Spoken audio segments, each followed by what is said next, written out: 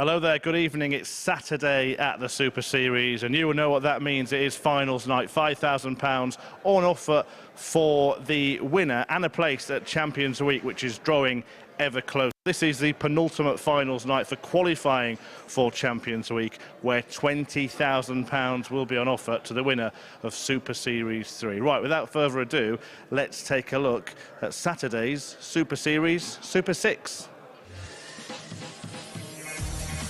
Hampshire-based Welshman Mike Gillet snuck through a dramatic Group B, ultimately winning the battle for the final spot with Arjen Konterman, and proving a 147 really is easier than a 9-darter. Kevin Painter played through the pain barrier, but the experienced campaigner's old-fashioned fight helped the artist brush off the competition to progress.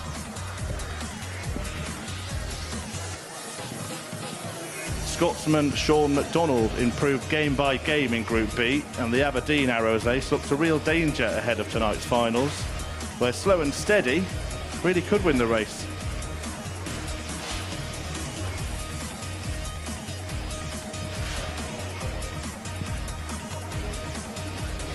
Darlington darter Carl Hamilton almost set a 9-darter on Thursday and was on fire on Friday. He comes in as a form thrower with 5 straight wins. Crabtree is also a contender. The 19-year-old took out the week's biggest finish and topped a really tough Group B last night. But Chirs Landman is looking to bookend a memorable week. Pro Tour finalist last Saturday, Group A winner on Wednesday. Will it be Dutch Delight tonight?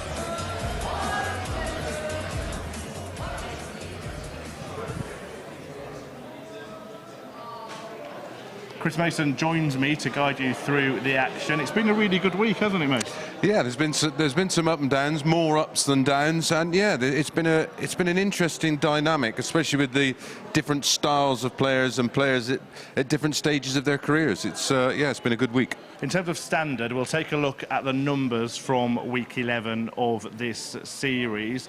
Anything really stand out for you there? Yeah, I'm surprised at the overall average being so low. I'm not surprised at the high from Landman.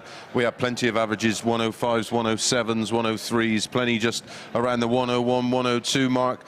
The checkout percentage a little down, but we did have a particularly tough day on Thursday and Friday. Well, a tough group, should I say. Little bit disappointed. One of the 9s didn't go in because I honestly thought it was just destiny for the double 12 to land. Yeah, Carl Hamilton coming the closest. Let's take a look at the groups, how they finished up, because of course we've got 6 players here at finals night, but we've also lost 6 players this week as well. And Arjen Konterman, probably the one who's going to be kicking himself the most. Landman went through. The other 5 players in Group A got dispersed into the other groups. Arjen Konterman, though, he was closer than that looks. Yeah, well, we had a stage in that group where he was playing Landman for top spot. Got beaten in that game by a beautiful 1-2-9 from Landman, a treble 19, double 12, and never recovered, and that's why he got gapped in the end by 6 points. But yeah, he played some good stuff and then really fired back well last night after a disappointing Thursday night.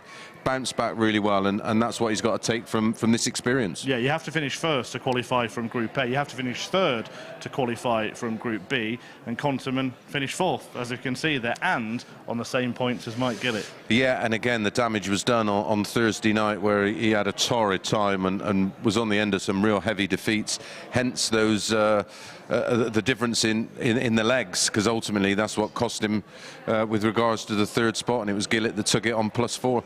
And finally, Group C, Kevin Painter got through. He was up there all the time. Carl Hamilton wasn't. 40-1 before a dart was thrown yesterday, and he went from near the bottom to the top with an explosive performance. Yeah, he was brilliant. Won 5 out of 5, and like we discussed, we were looking for a bit of value on the Friday morning, and we sort of pondered, could he, couldn't he?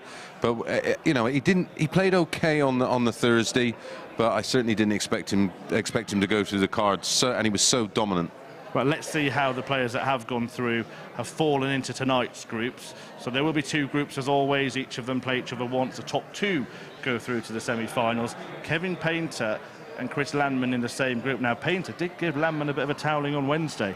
Yeah, it's an interesting group. I think I mean, I know that looks tough because Landman's in it, but I think the tougher group as a whole to come through will be Group 2.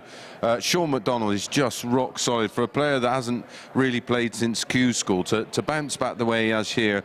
And I think you said at the top there, he's just got better and better and better, and he could be a dark horse for tonight because that reliability, he might not have that explosive nature of, say, of a Landman, but if you just sort of play ordinary against him, he will be ready to punish. Dark horse, is he an outsider? Let's see the betting for this Saturday night session. Can you pick out a bit of value there, Mace? I totally get why Landman, listen, made a final of a Pro Tour last Saturday, averaged 100 on the Sunday, came here on Monday and pretty much dominated for 3 days. Crabtree, listen, I rate him highly, but he's been a little bit one-paced for me. I don't think he's playing his best starts right now. And listen, I'm being overcritical because I rate him so highly. But Shaun Mcdonald there at 11-2 could be the big surprise. And they haven't learned from Carl Hamilton, have they yet, the bookies? They got the fingers burnt last time. Let's see if he can upset the odds again. Well, let's see what Mace has gone for. He's been on pretty hot form with Aces Aka this week. What are tonight's selections, Chris? Yeah, total legs, Painter Mcdonald. You look at the stats between the two. They're reasonably close, certainly close enough for the match to go to a 6th or 7th leg. Crabtree against Gillet, handicap bet in there. I've gone for Crabtree minus 1.5. I did say I think he's been a bit one-paced. He's definitely got some gears. And Mcdonald against Landman, handicap betting Landman minus 1.5 at 10 to 11 pace, just over 6s. Last question I've got for you before we get into the action. Who's going to win it? Who's going to join the Champions Week field? The best player this week so far has been Landman. I think we both picked him sort of Tuesday/Wednesday. He looked the man to beat. Nothing's changed for me. Well, he plays Kevin Painter in the opening match, and Henry Deacon, who will be in commentary alongside Chris tonight, caught up with both players ahead of tonight's play.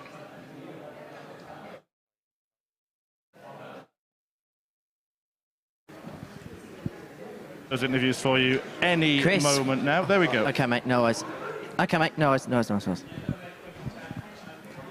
Chris, welcome to finals night here at the Super Series. How did you find your Group A campaign? Yeah, it was really well. I played well, especially the first day. Do you mind if I just bring your mic just a little bit to there? If that's... Chris, welcome to finals night here at the Super Series. How did you find your Group A campaign? I played very well, especially the first day. I played very well, and the second day was a slow start. But then the 3 games I won was good, and yeah, and the last day was, especially the finishing was good at the right moments. Were you able to use your Pro Tour success of the weekend and carry that on as a bit of momentum going into this I week? think it helps, yeah, but played very well there, and especially it's come back after it. Because yeah, I think it helps. And does that give you a confidence knowing what you did on the Pro Tour to then come here and possibly be successful? Yes, it gives me a lot of confidence, yeah. If you play, yeah, not so good there, yeah, then you come here, it's always different. But no, that especially got confidence from that, yeah. A couple of days off because you won Group A. How did you spend them? Last days in the hotel, I watched Group B and Group C. I watched the darts, yeah, that's just relaxing. So you know all about the opposition then? No. No. Well, it's going to be a fantastic night, Chris. We all look forward to watch you play, and we wish you all the very best. Yeah, thank you. Yeah. Welcome to finals night here at the Super Series. How have you found the week? Yeah, it's been a struggle for me, Henry. You know, I've had this shoulder problem going on. It's been tough. I'm just proud of myself in a little way to get through. You know, it was tough, and perhaps got a little bit lucky yesterday to get through on legs. But you know, at the end of the day, you've got to qualify, and I'm here. Yeah.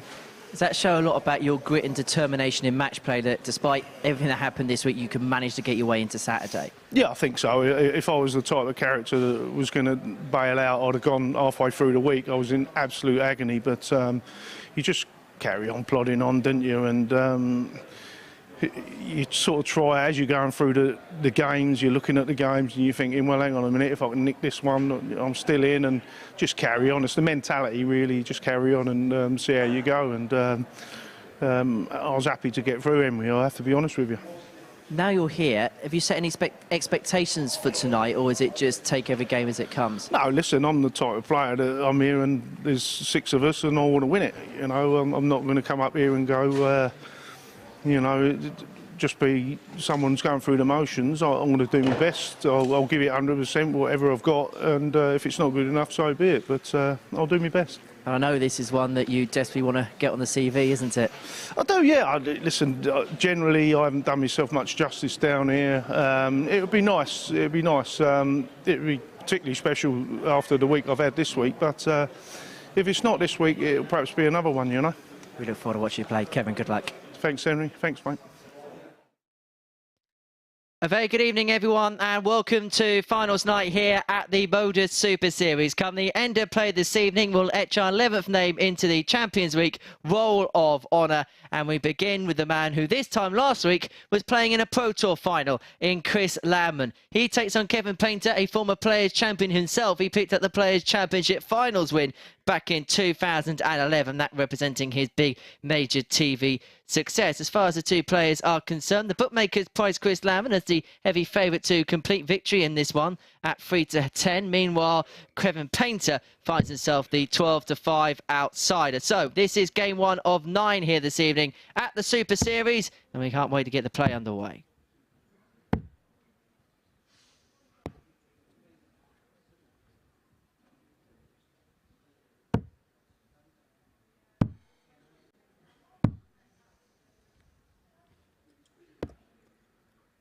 First leg, Chris to throw first. Game on. So Chirs Landman, by virtue of winning Group A on Monday, Tuesday and Wednesday, will have the darts. All of the holds of throw will be determined by group positioning in terms of the week. So Kevin Painter, by finishing second in Group C, will be against the darts in this particular fixture. Same will be the case in our requisite games to come. And winning the group also has its own priorities and ways of determining holes of throw and who will throw first. So the winner of the group will have their throw in the first semi-final, vice versa. So we're looking forward to finals night here at the Super Series. And Chris Mason is alongside myself, Henry Deacon, here in the commentary box. Good evening, Henry. It's nice to 93. say good evening instead of good morning. Yeah, really interesting group of 6 this evening. But this man 58 here is the favourite, and the favourite for a reason. He was pretty good, wasn't he, in Group A? He was. He continued on from that Pro Tour success last Saturday, where he made it to the final, lost out to the resurgent Pole in Krzysztof Ratajski. Now, we ask, don't we, this time every single week what the two-day break does for the players. But the fact that Chris played at the weekend and played a lot of darts, would he have actually been thankful for a little bit of a rest, because he's still got that form line, hasn't he? Yeah, I think he would have welcomed just literally a couple of days off to recharge the batteries. He did come in on the Thursday, didn't he? Just for a bit of a nose in and watch a bit of the darts. Probably just something a little different to the hotels four walls.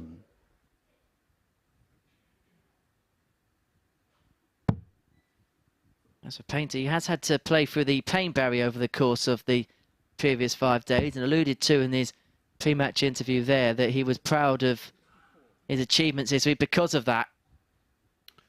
Yeah, 4th meeting between the two. 121. Chris, you require 116. 4-2 win with a 87.64 average for Landman. 45. Kevin, you require 16. Tuesday, a little bit tighter on that occasion. 4-3 to Landman. No score. Chris, you require 71.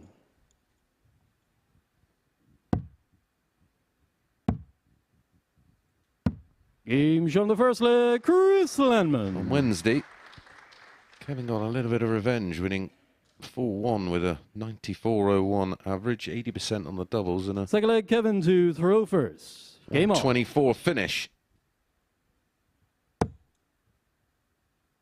Well, I spoke to Kevin a little bit earlier on this evening, as I did with all of the finalists tonight, and perhaps not a surprise considering the week that he's had, that it was a case of today just taking it easy and trying to get as much rest as he possibly can ahead of tonight. 60. Yeah, he's got a shoulder issue.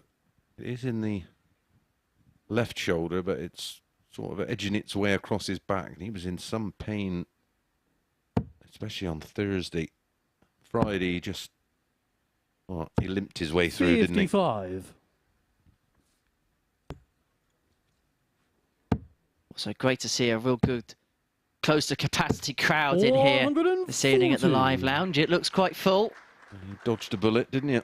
Just a tad. Mace is disappointed. Well, I've never 83. commentated with a T-Rex before, so that would have been a first. This is where Kevin's got to watch himself. 140. Landman's within striking distance of breaking the throw, and something that was really impressed me when he's been involved in a game that's got down and dirty, he just finds another gear in deciding legs. 82. Chris Iroquois, 161. That's a way of carving out wins. Both players' MOs is finding ways of winning games no matter what the circumstances. You can do it with a bit of brilliance by this 161 or just getting over the line by any circumstance possible. Kevin Iroquois, 156. 24 after 12 on the painter throw. He's had some big finishes this week, including a 161.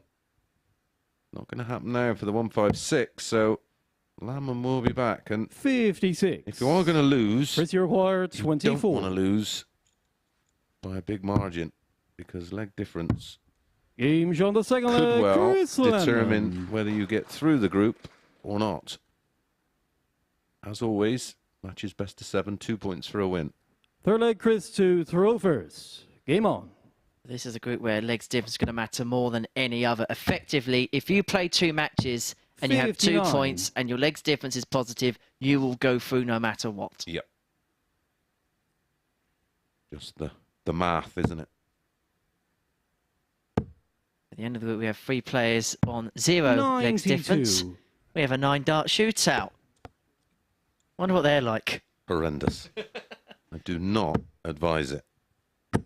Great for us. 40. Great for the viewers, and welcome along to the action on Sporty Stuff TV if you're outside of the UK. And welcome along on our YouTube channel, and also welcome along to all our viewers on your chosen bookmaker app. Don't forget it's for 18 plus and begambleaware.org. At the minute, the bookmaker's favourite here, Chirs Landman, is making good progress in this game against Kevin Painter. 2-0 up. We're in a good position in the third. You're a social media 44. user at MSS Darts, all one word, on Facebook, Instagram, Twitter and TikTok. You can come right through 81. to the comms box if you want to contact us via Twitter at MSS Darts. If you've got any questions or thoughts on tonight's final or next week's lineup, which is 95. intriguing for Chris sure. Iroquois, 137. Last chance saloon next week, of course, isn't it?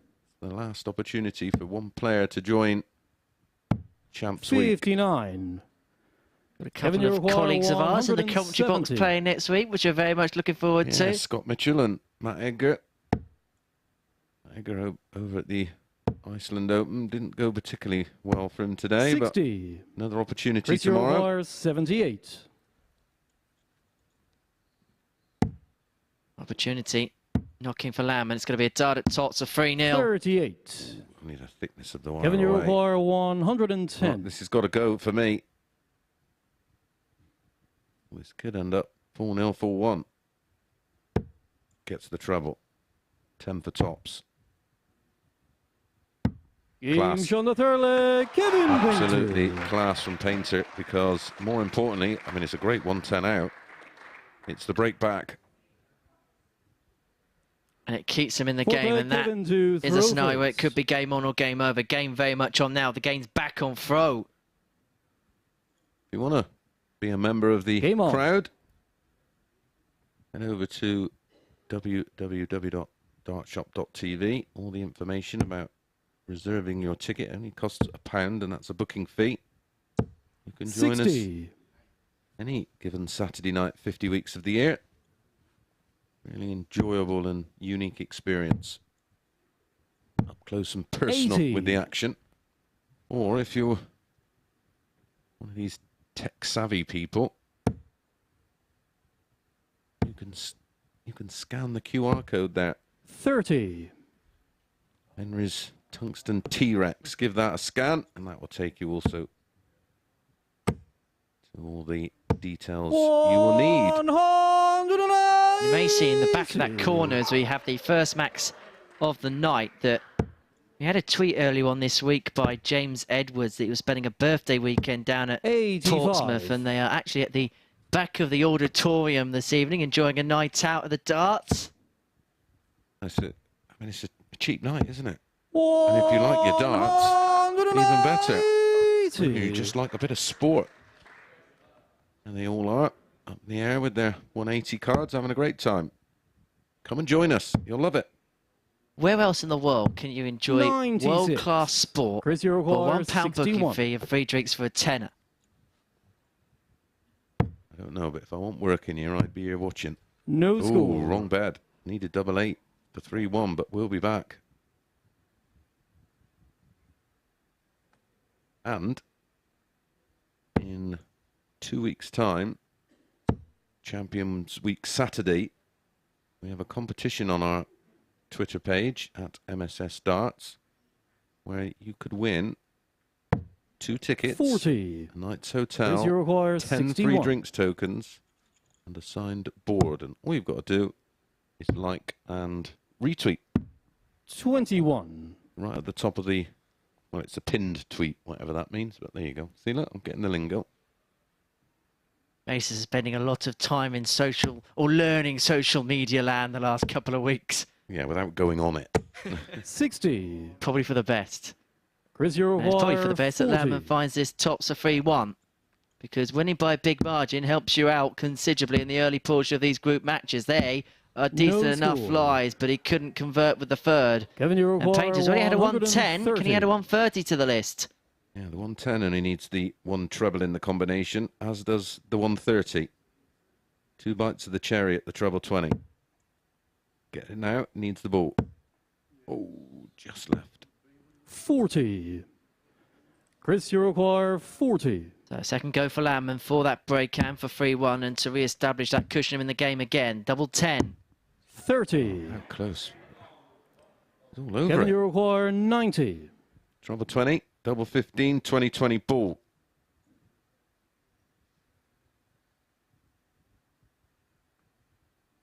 Was he back on? Yeah, he was back on 230 when Landman initially had an opportunity at double 8. It was some 9 darts ago. 65. Chris, you require 10. It wasn't the worst attempt, bar none. So double 5 for Landman. 1 double 2 is now the combination he looks to 8. accrue. And well, Wow. This is Kevin, you incredible. require What an opportunity 25. for Kevin.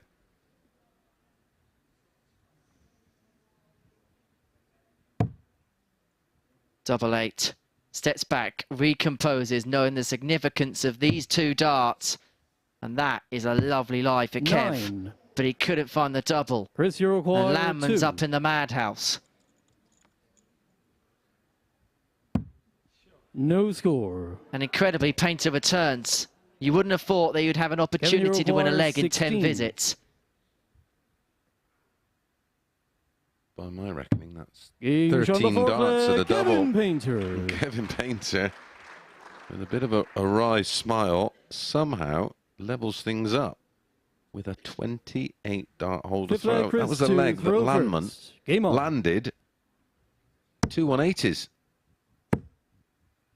And suddenly, the man who top 100. group pay we thought was going to be a really good bet to go on and win the week and progress his way through the Champions Week in the very first match of finals night here on Saturday could find himself in a whole heap of trouble. That's how quickly it changes here. 55. And he's going to be, well, his metal is going to get tested. 140.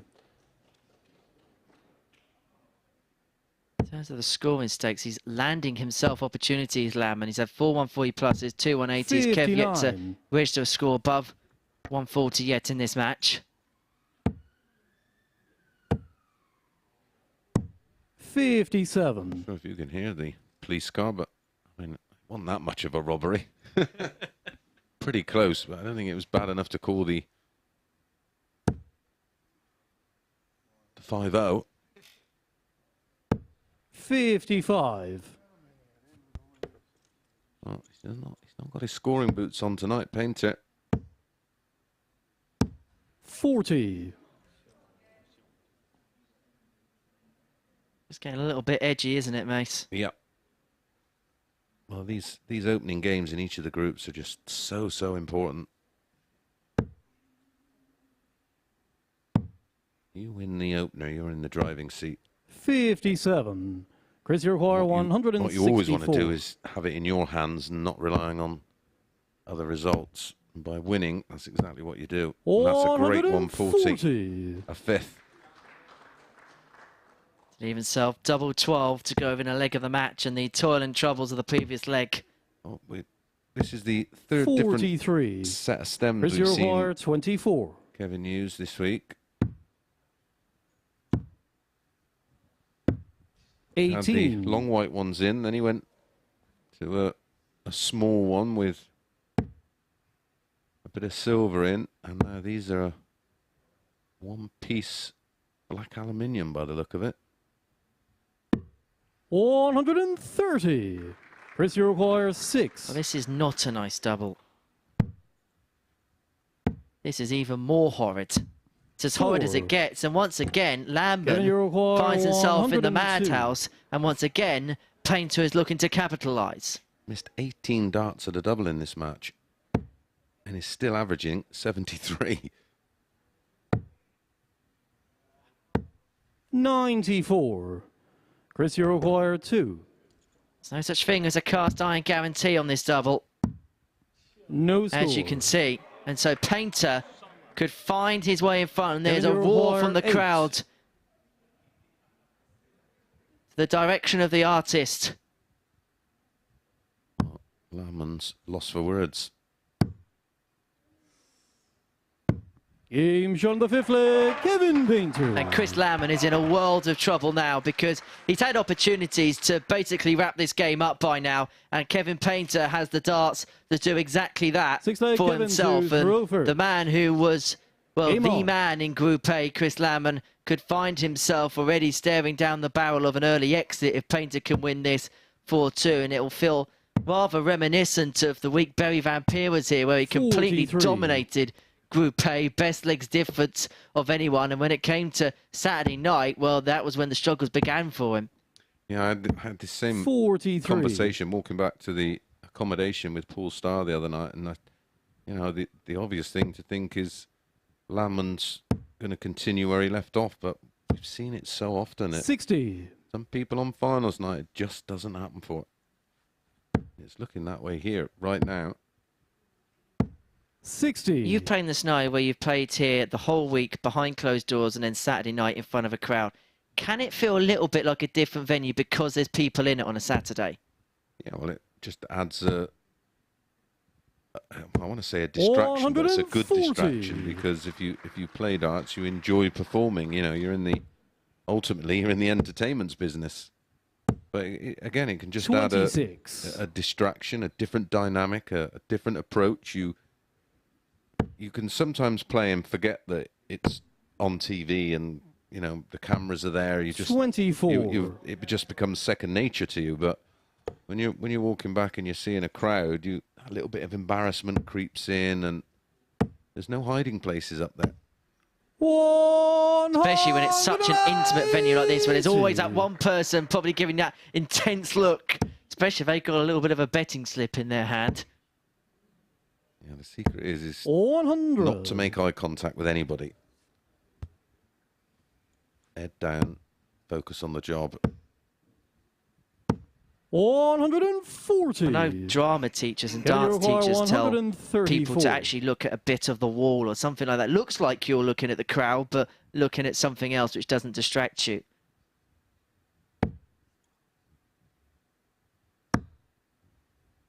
So Landman's going to return for 52 to send us all the way. In a game which he should be in the Well, practice Chris, room you're now. He's Or at darts 52. in 4 of the 5 legs and finds himself 3-2 down. Game shot on the sixth leg. No drama this Chirs time, Landman. pins it in 1. That was a break of throw, so Landman has the honour in the decider. 7th and final leg, Chris to throw And perhaps first. there's an irony in the fact that it was Game that on. double 16 where he bust the score on 61 that's kind of put him in this position in the first place. He might be getting out of it because of the double 16. Look out for the Landman trademark here. This will probably be in 5 visits or fewer. 43. Painter has made him go to the well in this game. 46. The thing is that the player that comes through this initially will be disappointed when they reflect, but will feel that it's my night. 81. If I can win one of these, maybe it's just my night. You win a game 4-0 and there's absolutely no examination. 95. You don't know how well you're playing. You know, it's like that in football, isn't it? What also can't be understated is when the players play next, Kevin Painter will be playing game 3, so he's effectively going to be off and back on the board again. Chris Landman might have a wait of around about 3/4 of an hour to an hour before he's next on the hockey against Shaun Mcdonald. Yeah, he has time to 85. he has time to just right the wrongs, and if there's a technical issue and he just doesn't feel his timing's right, he's got time to put that right.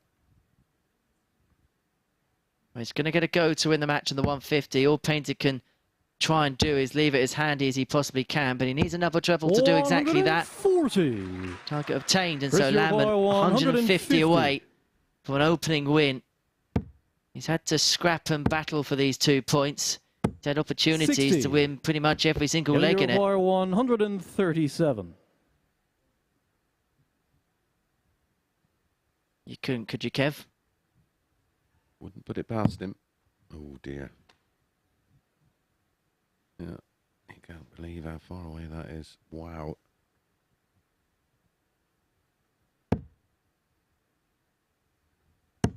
$47. Chris, you require So this 90. is Landman's bona fide chance now to get the job done. But that is not going to help. Absolute parity before that dart. He had no choice but to go for 25 50. boys left tops just Kevin, in you case. require But Kevin 90. should at least get a dart for the ball as long as he stays straight.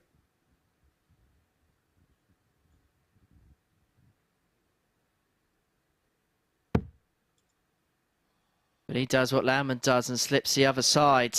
2 options, treble 15 tops, treble 19 for double 14. 21. The cry of Chris, you're you require joking. 40. But it's no laughing matter because Landman Game lands shot and a tops match. to Chirs complete a Landman. 4-3 victory over Kevin Painter. Both players will feel that they should have got that game over the line. Chris Landman perhaps earlier than he did. Kevin Painter would have felt, having clawed himself into the contest, that he should have been the victor. But it is Landman who wins by 4 legs to 3.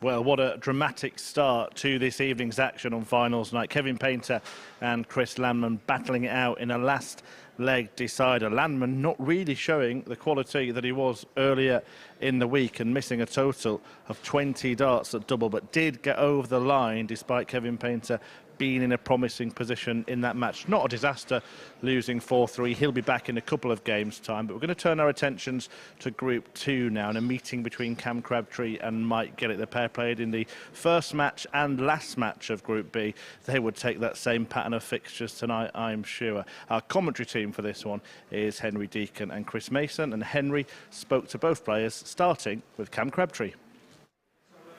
Cam, welcome to finals night. How have you found your week here at the Super Series? Yeah, it's been enjoyable. I played some good darts and some not so good darts, but everyone in the back room's been good, and so it's been like an enjoyable environment for the most part. How much of this has been kind of a bit of a learning experience for you playing in this group stage format?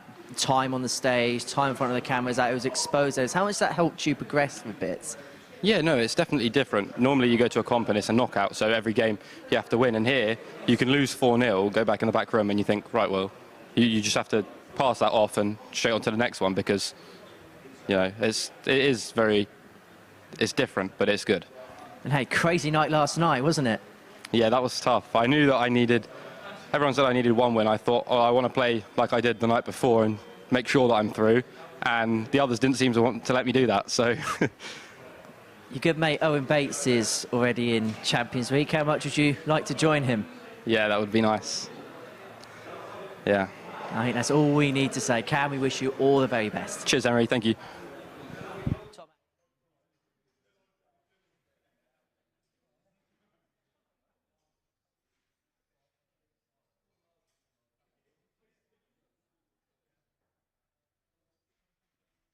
The main thing. I'm not really happy with my form over the last couple of days, but yeah, I guess I just did enough really to get into Saturday, which yeah, my third outing here, and it's nice to obviously get to the final today. So we kind of saw you as the nights went on get better in terms of the averages, but I suppose tonight's a different beast because you've got to get out of the blocks quick.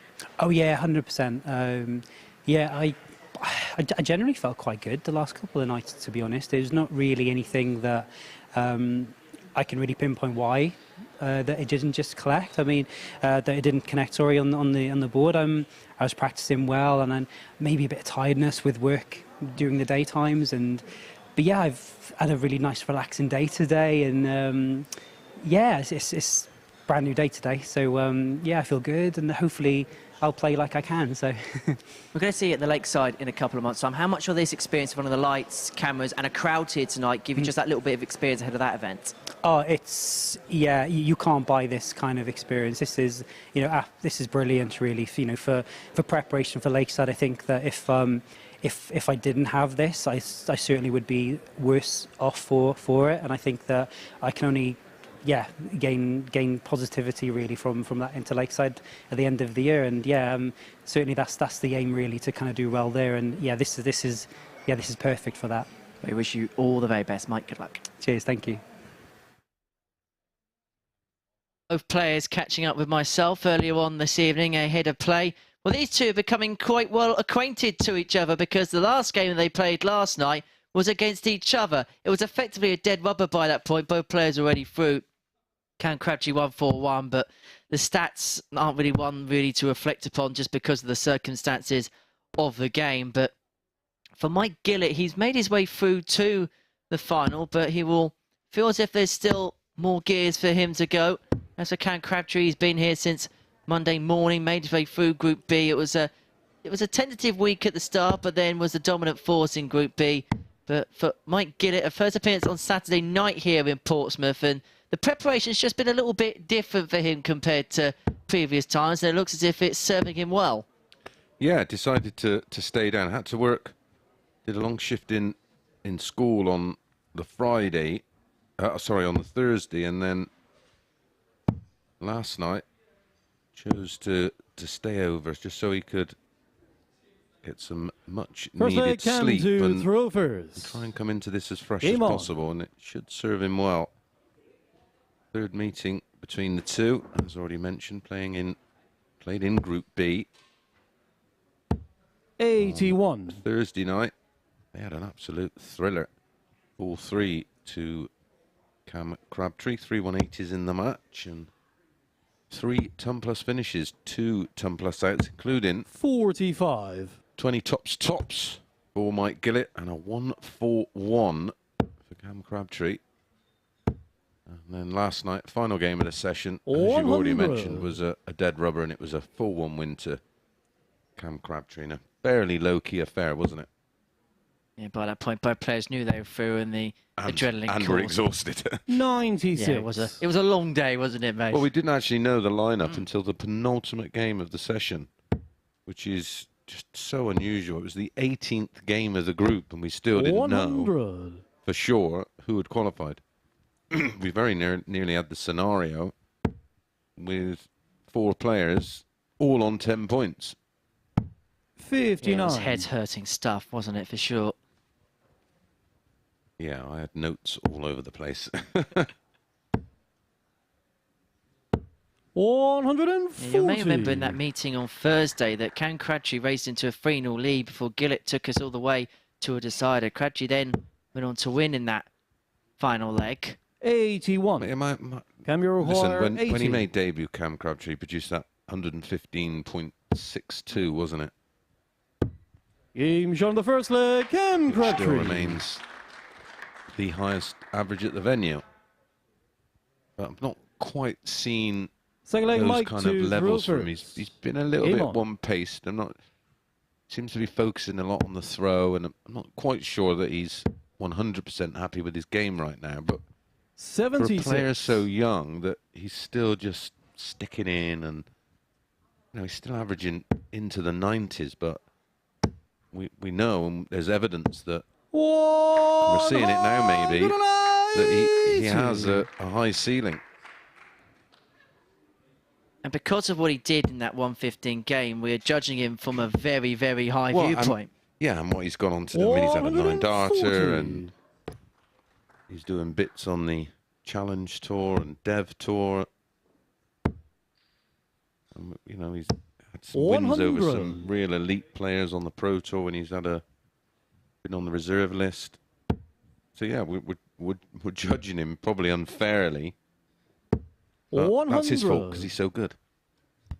It's pressure that you put upon yourself because your performance in the past have meant that we can judge you at such high levels. It's actually a compliment. Yeah. 100. That's why I said with Murph up on the balcony at the start, he's just been a little bit one-paced, but that doesn't mean he's going to be one-paced tonight. The fact there's a crowd in might just give him that Cam, extra bit of impetus and 121. bring another level that we've not seen so far. The ball. 90.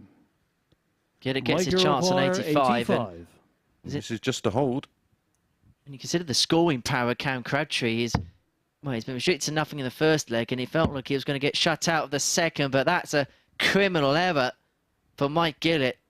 If opportunities are going to come in slim supply, you can't make any mistakes at all. And so Crabtree returns 31. for 31 to double his lead to 2-0.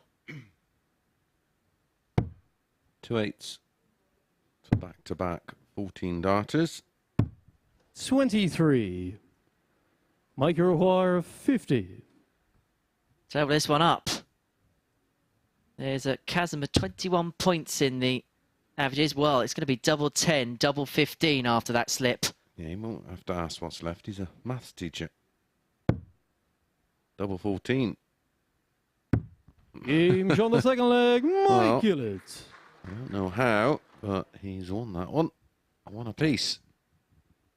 And we've got a maths teacher and an accountant in Shaun Mcdonald. Third leg, They'll have Cam no to throw problem first. with the numbers. I Game said on. to Murph last night, go and ask them about the permutations. A maths teacher and an accountant is your worst 45. nightmare, isn't it, Mace? Yeah.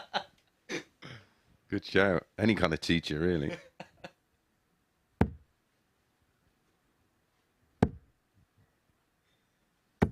$24. I was going to say, Mike can never miscount on telly because he knows that his students the next day are going to give it some. 80.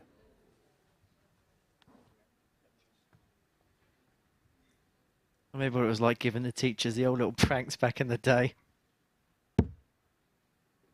Yes, I did do that sort of stuff 99. at school. You were a teacher's pet. I just know. You were on first name terms with the teachers. There's another. 190. Ticks his average above the ton again. There's 102.5. And to be honest, 100. the game is being dictated by exactly what Cam Crabtree does. Power scoring.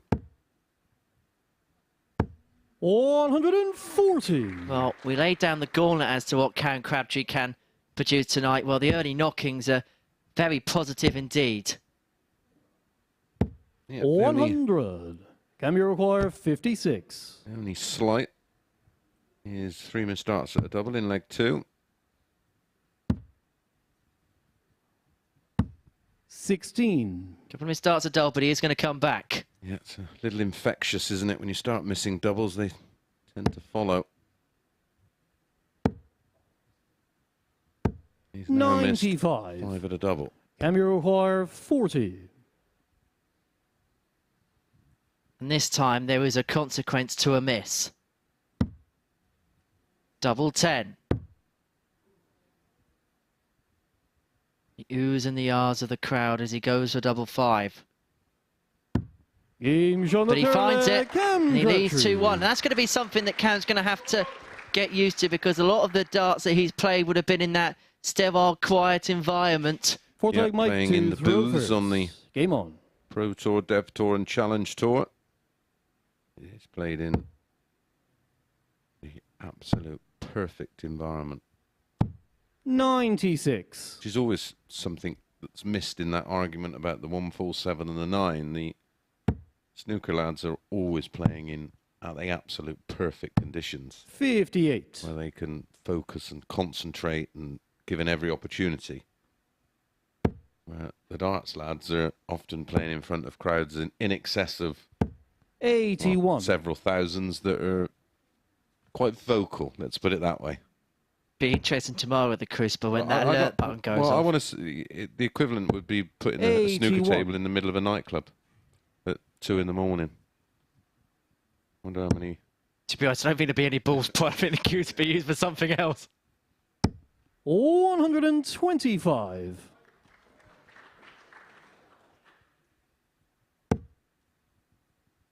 It sort of just settles the argument of well, there's 100. more 147s than 9s. Well, that doesn't make it easier. It's just the fact that they have the opportunity to perform in 137. conditions. When you make the correlation to how many 9s are hit on telly to how many that are hit behind closed doors, that would be a fairer sample to use if you want to use that scenario. I just want to know what happened to the days when we just celebrated sporting feats. Yeah, I mean, both. There was a 133. great thing with Ronnie O'Sullivan. Mike require 62. I think he had a message off of Raymond van Barneveld, who, one of the all-time greats, a Hall of Famer. Game Shaun Tops for a 15 for Mike Gillet, who actually himself said that the 147 is more difficult. But Ronnie, Fifth big leg, darts Cam fan. to throw first. Game on. He's playing well at the Crucible as well, isn't he? Certainly responded to the situation he was 60. in.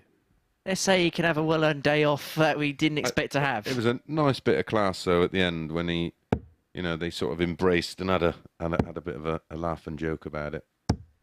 140. Gave us something to smile about. Well, there'll be nothing for Cam Crabtree to smile about here, because the game may be wrestling away from him tentatively as Mike Gillet begins to make a bit of a mid-match push. Well, there's something to Mike, and we've had many a discussion about it. He tends to start off quite measured and slow and 180. almost trying to be too precise and too measured.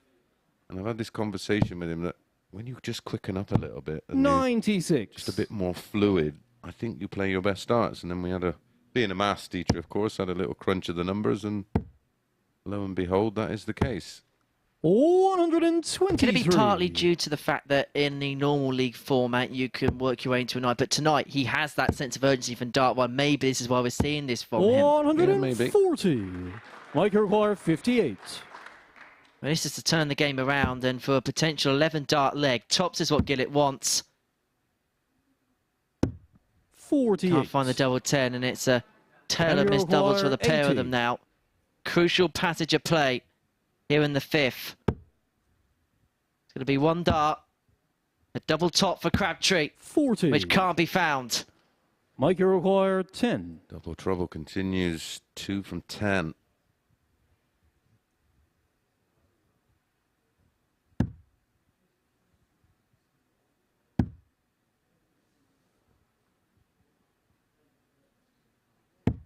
Five. Huge miss, and you could hear the gasp Camera of exasperation require from 40. Mike Gillet as Crabtree returns for tops.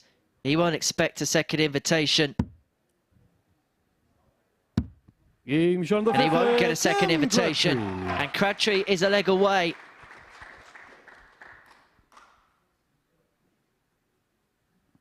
Six leg Mike to Gillet throwing Crabtree. now to stay in the Game on. match when he should really be throwing to win it. Maybe a little bit of payback from leg 2 where he missed 3 at a double. 97. Balances out sometimes. Occasionally. Not always. 140. Both players got a good bit of support in here tonight. Great little crowd in. 85. So it does change the dynamic. Even just us walking through, we go from walking through an empty venue, which feels very TV set-like, to this 99. auditorium that's ready to grace a big sporting event. It's nice seeing the ones that have never been before and they look around and go, oh, it's brilliant. You know, it's 42. feedback's always good. And like I say, eventually it'll be a case where we end up with a 100, 150 of regulars.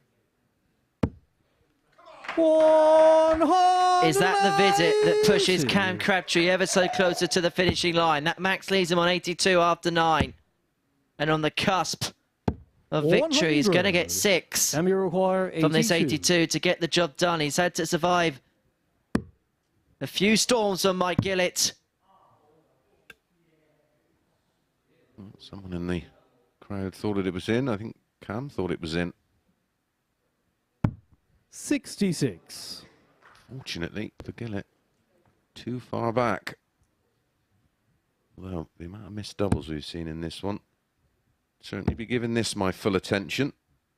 59. Camera Can't really require make 16. inroads. Crabtree is back for that double 8. Looking at his average, 97.26 with 12 missed starts at a double. Game shot. But and the eventually match, Cam pins the Crabtree. double 8, gets over the line, and despite 13 darts missed at a double, averages 94.58, and that was a good examination for the young man. That will stand him in good stead going forward for the rest of the night. When we come back, we return to Group 1 and a huge game for Kevin Painter, who faces Shaun Mcdonald.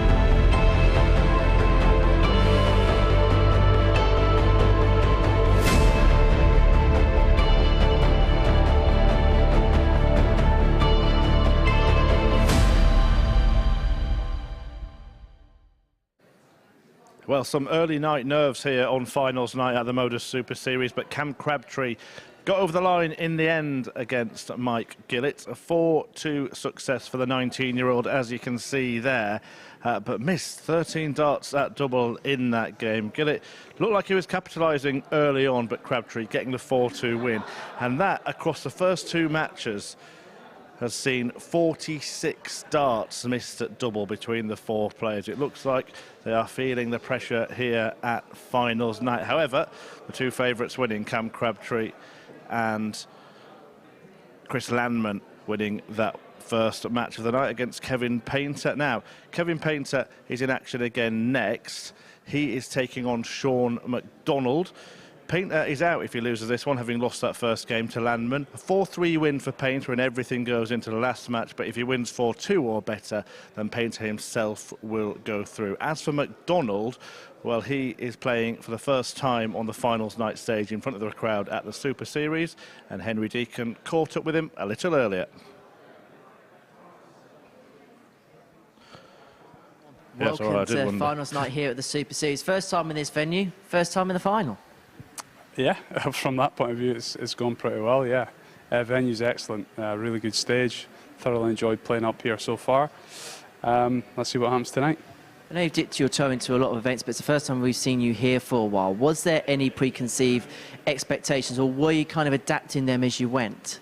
It's just the same old, Henry. It's my downtime, it's my little hobby. I've not managed to get back as much as I would have liked just because of what I've got on personally, so just coming in and enjoying it, really. It's not bad for a hobby, and you didn't play too badly in that Group B campaign, but I just get a little feeling inside you that you still feel like there's another gear to go. Yeah, I think when you don't play as often as you'd like, you kind of expect that you'll be a bit rusty early doors, and you'll get a bit sharper as it goes. That's what happened last night, and if I can build on last night and play a little better than I did last night, then I think I'll have a chance. And as far as debuts go, here in this particular part of the competition, Champions League would be a good way to sign it off. Yeah, would it? That's for other people to comment. I'm just going to come in and try and win that, first leg first of all, try and win that first match and then take it from there. Well, we look forward to watching you play. Shaun, all the best. Thank you. Gotta love his attitude. He is so laid back, and it must be nice just to be able to enjoy it as a hobby, very much as I do now, of course. And I can almost get his mood and his approach, and it's so refreshing. But don't let that mislead you. He is ultra competitive, absolutely measured, and gives it everything. What it does more than anything, it alleviates a P word, which is pressure. Yeah, it's not the be all and end all for him, and that again, that was, as you know, pretty much my approach. I was, I'm just a commentator who likes to throw the odd dart here and there, and that is exactly was my attitude going in, and that did just take the pressure off. But of course, then all of a sudden, the old competitiveness creeps in, and you think, "Oh, I fancy this." First leg, Kevin to throw first. Nearly up. 4-3, 4-3 on Champions Week finals night. And you can be with us in a couple of weeks. You can be with us next Saturday. 34. Following Saturday is Champions Week finals night. And if you'd like to join us, there's a little competition on Twitter, isn't there, Henry? Yeah, head over to @MSS Darts. It's on our pinned tweet at the top of our page. You can win a real good VIP evening 42. at the Hours.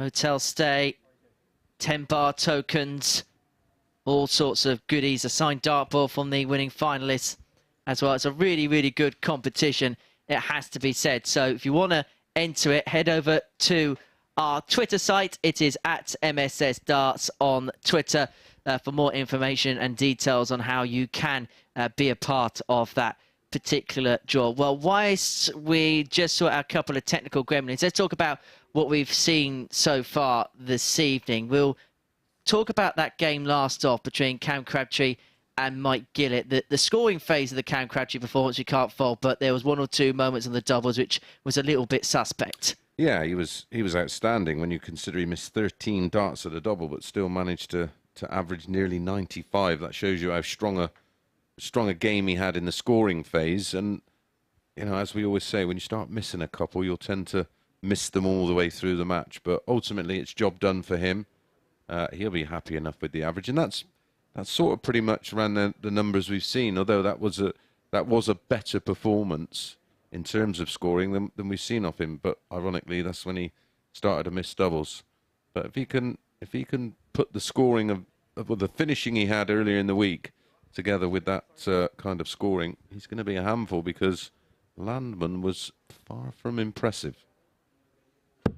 Not the first time we've seen that from a favourite that's won Group A on finals night here at the 59. Super Series. No, it's a bit of a reoccurring theme, isn't it? And the one that sort of bucked the trend was Jelle Klassen when he was over with Moreno Blom. And congratulations to Moreno. He had a 9-darter today, didn't he? But they rented an Airbnb and brought a complete portable dart system with them, and they were constantly on the board throughout. So the Thursday and Friday that Jelle had off, 40. Moreno was in playing. When he was going back, he was putting Jelle through his paces, and it paid dividends. In fact, Jelle was in the Euro Tour today, wasn't he? Only edged out 6-5, wasn't it? Johnny Clayton, wasn't it, his opponent in that one? 140. Well, Johnny's playing very well at the moment, so to take a Premier League player to a deciding leg, yes, it's a defeat, but 84. one that I'm sure he can handle. McDonald here, threatening a break of throat in the very first leg. He's going to have a very good chance when it comes to Champions League. McDonald here setting up very nicely indeed in this opener against the painter darts, where he's rattled it right from his grasp. He's himself after 12 on 17. Not often we see that left by a player after that margin of a leg, but hey-ho, we're allowed all sorts of different setups. 17. I'm sure as an accountant there's probably a reason why he did that. Well, he was looking at the treble 10, of course. Just strayed. That gets the one. That's the tough bit.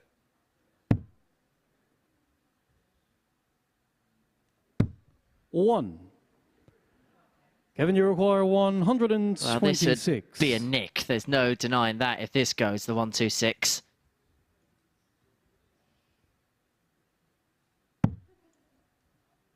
We'll stay there.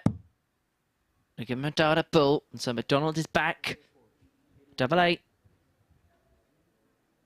Once again, 58. Take the opening rubber in this one. Shaun, you require 16. It was an element of his game last night that was very strong, as it was on Thursday. Game Shaun, the first leg, Shaun Mcdonald. 16 dart break of throw in leg 1, and KP in a world of trouble here. It's a must-win game. Second leg, Shaun to throw first. Game on. Beaten 4-3. 4-2 win for Painter would secure his place.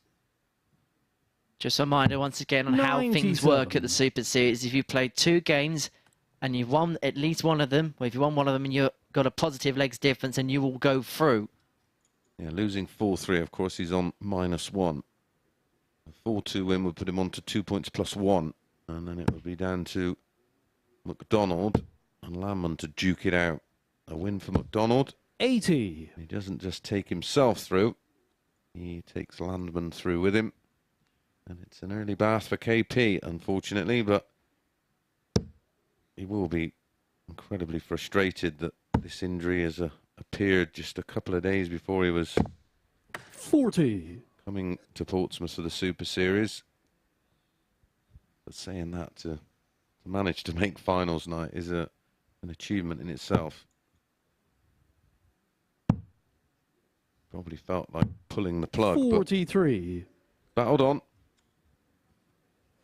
It is high up on the radar for Kevin Painter, there's no doubt, but this tournament is also being used as a bit of an exercise run out ahead of the World Seniors events towards the end of the year. He'll be playing in Yeovil in June and then at the Barbican in September. Yeah, tickets available for that as well via dartshop.tv. Love to see you there at Westlands, myself, and Kevin Painter, and a couple of other players from the West Country, and Bob Anderson and Mark Durbridge also there alongside myself. Well, if you want to see Chris play, I wouldn't go late. Get there early. Another 1 o'clock start. I'm like absolutely fuming. What have you said behind the scenes? I know. It was a 1 o'clock start last time, and when it comes to darts, I'm just not an early bird. 85. Shaun, you require 44. It had to be an early bird on a Saturday night here at the Super Series, but Shaun Mcdonald has come out fresh as a daisy here. Double 16 for a 14 dart leg. And that should be a good guide. 12. Went the other side. Kevin, you require 153. So McDonald's going to get another opportunity at the double. Kind of similar to the Crabtree performance last time out, where you can't really fault the scoring, but already 4 missed doubles in this match. And he needed 2 bites of the cherry in leg 1. Game on the second leg, here, Shaun Mcdonald. back to back. 16 dart legs, which equates to a 93-94 in terms of average. Third leg, Kevin to throw first. Game on.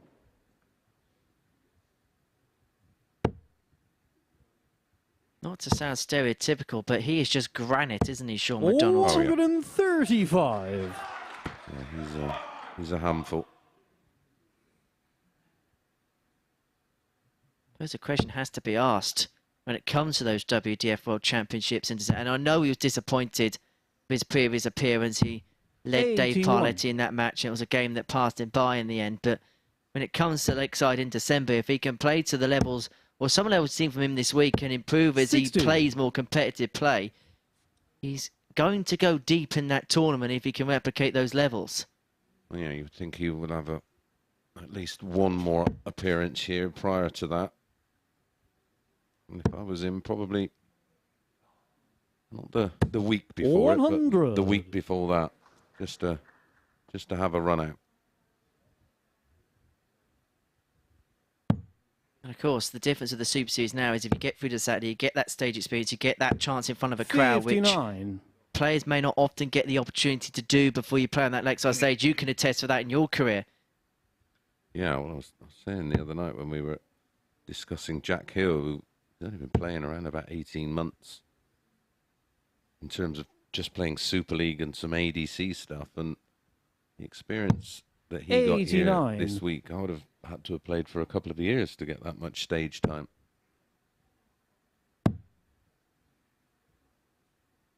When it comes to stage in the world of darts, there's not many, if any, that Kevin Painter hasn't played on. 96.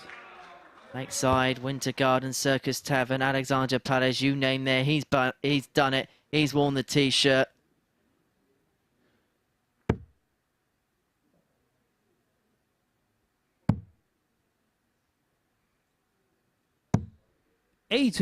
Premier League, of course. Kevin, you require Grand Slam, Grand Prix, 151. World Masters. I think there's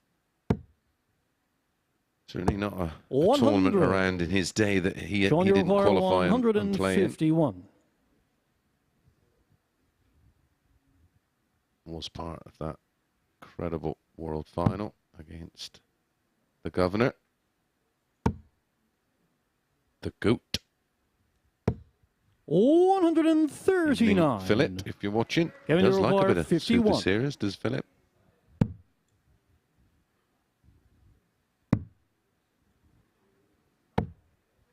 $30. Shaun, you require 12. Well, Kev was completely disgusted there.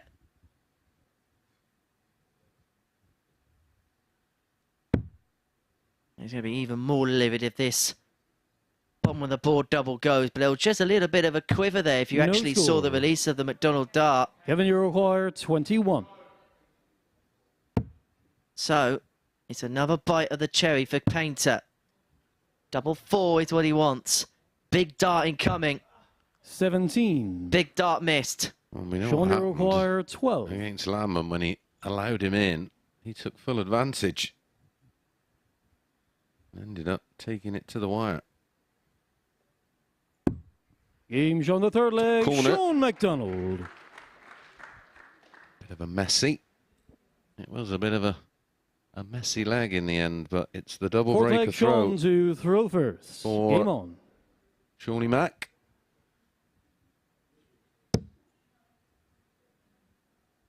Okay, it's the first time Shaun's played in the Super Series, but it's not the first time he's played in this event. And he made it through to a lot of Saturday nights and had a lot of successful Saturday nights. So, okay, it's been a while since he's been on the horse, but he knows what it's like to be in this position in this competition 96. format. Yeah, still be alien, of course, because the Venue in Southampton was just a self-contained room, wasn't it?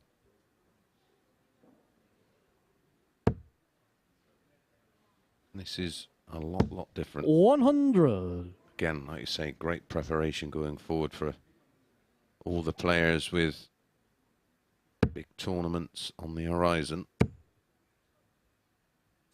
100. Also great for the likes of our referee, Danny McNamara, top Irish official. I know he's refereed some WDF events over in his part of the world, but an opportunity to week in, week out referee on this stage. 58. He used to do the big one in Killarney, wasn't it? The Darts Festival. Been an excellent addition to our team, has Danny. 140. Or as he's becoming known as part of the team, Danny Mac.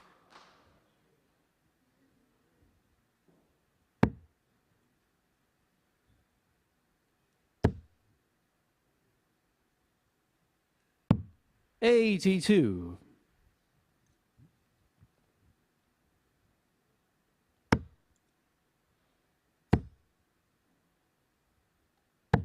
$95. Shaun, you require 164. Where's it up? Does Painter McDonald 164 then to get over the line and to dump Kevin Painter out the competition? Needed 2 treble 19s and the ball. Didn't confirm what was left. 96. Just confirmed what was scored. Kevin, you require 70. 20 and tops for KP. 50. Could be. Shaun, you require 68. The end of that for Kevin. 68. McDonald. 13 and tops.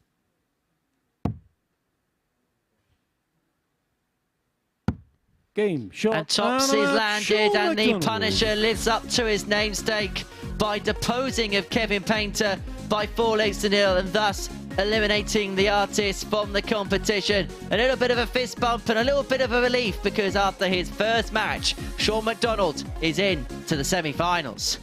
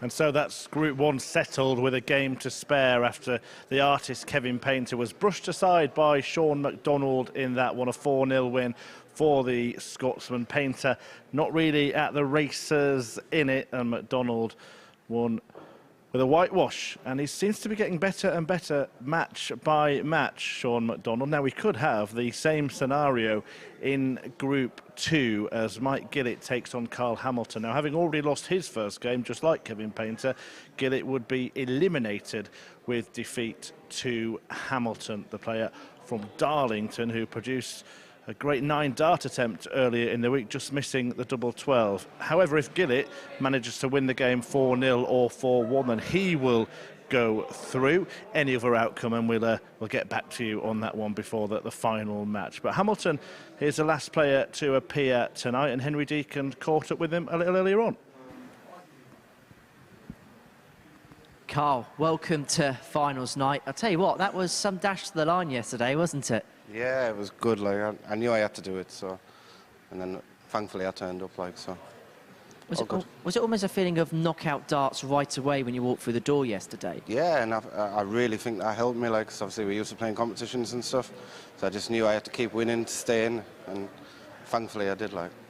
So by that metric, does that actually give you a bit of an advantage tonight because you're used to that feeling of urgency when it comes to winning matches? Yeah, 100%. Like, going on from yesterday to today, I'm super confident. Like so.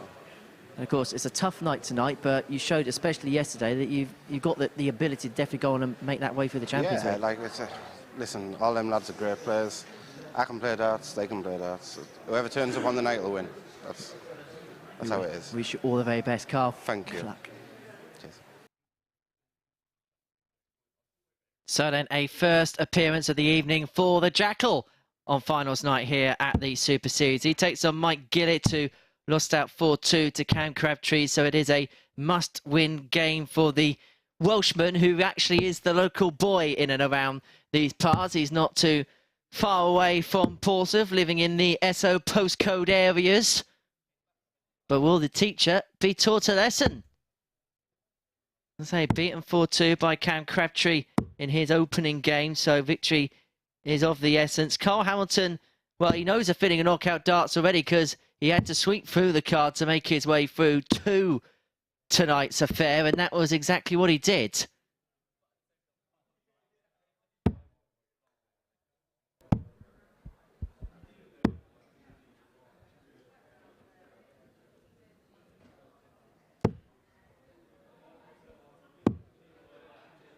Yeah, the following match, of course, will just be for position. And First leg, Mike to throw first. Game on. the final match could be similar if Carl does get a win. Mike's the 4-7 favourite. 34. Priced up at 5-4.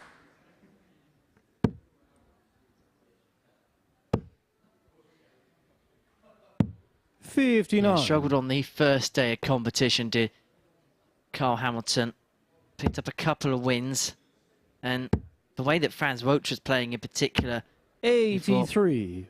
his chances of progressing were very slim. So did the bookmakers. It was actually 40-1 on the outright markets to go on and win the group going into yesterday's session. 96. But he found a purple patch and a few slip-ups from others, and the German in particular meant that the door was open for him, and well, he did need an invitation to cram it open because that was exactly what he did. 96. But in this leg, it's Gillet who have made the faster start of the pair. 58.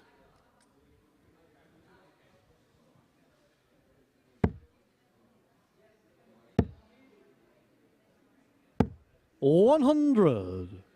In that previous performance was, well, it was as standardly Mike Gillet as it was, 86 average. A couple of misses on the doubles, 140. but it was solid 88. enough.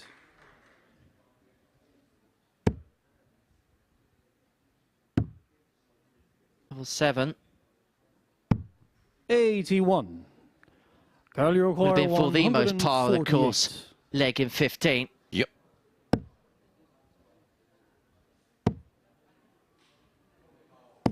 $60. 3 for double Mike, you 2. require 7. And a hold. And a fairly comfortable hold. Game shown the first leg. Can't say he's Mike really Gillet. been overly pushed in this opening leg because Mike Gillet. Yeah, okay.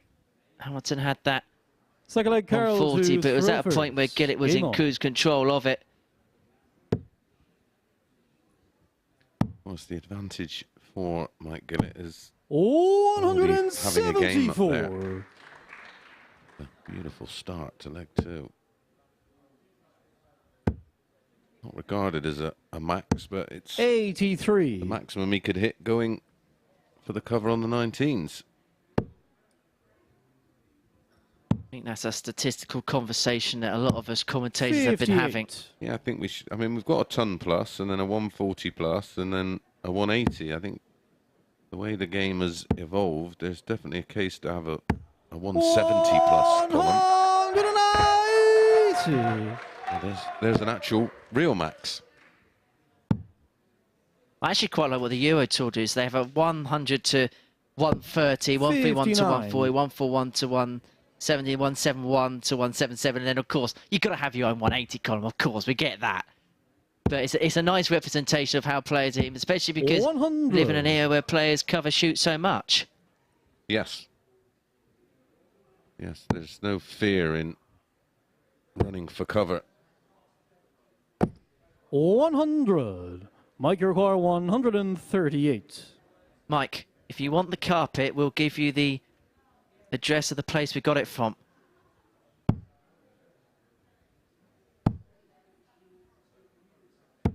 $58. Carl might be Carry sweeping require 110. this leg from under the carpet and from under the grasp of Mike Gillet.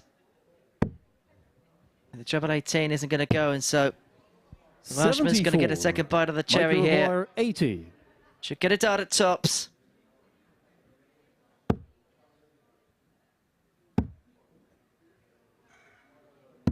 Game shot And the made second no leg, mistake Mike Gillet. in pinning it to break the throw and lead 2-0. It's comfortable so far. A 93.94 average means he's got the first two legs done in the space of 32. Third leg, Mike to throw first. Yeah, 16 darts equates to an average of 93.94. He's taking a sixth visit. 83. Getting it in dart 1.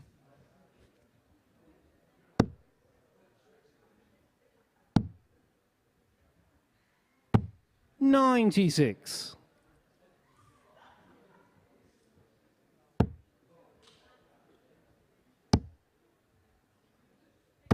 $135. Remember, if Mike gets this done by a margin of 4-0 or 4-1, then 39. he will be into a conversation for the semi-finals, because he would finish with a 96. positive legs difference, and so we would then have a determining match between Carl Hamilton and Cam Crabtree. Well, any win for 100. Mike Gillet will mean that the final game will have something on in terms of progression through the group. Yeah, it might be a case where Crabtree doesn't have to necessarily win, 30. but just win by a certain amount of legs. Sorry, just win a certain amount of legs. Yeah, it actually there looked like there was going to be a point where he was going to be Michael placed in that particular scenario, wasn't there, 157. yesterday? All the results then panned out in a way that didn't make our head fry, as much at least, anyway. 58. You had nightmares all night about that, didn't they? Apparently you couldn't sleep. Well, we're just going through there was just so many different scenarios. 96. Mike require 99.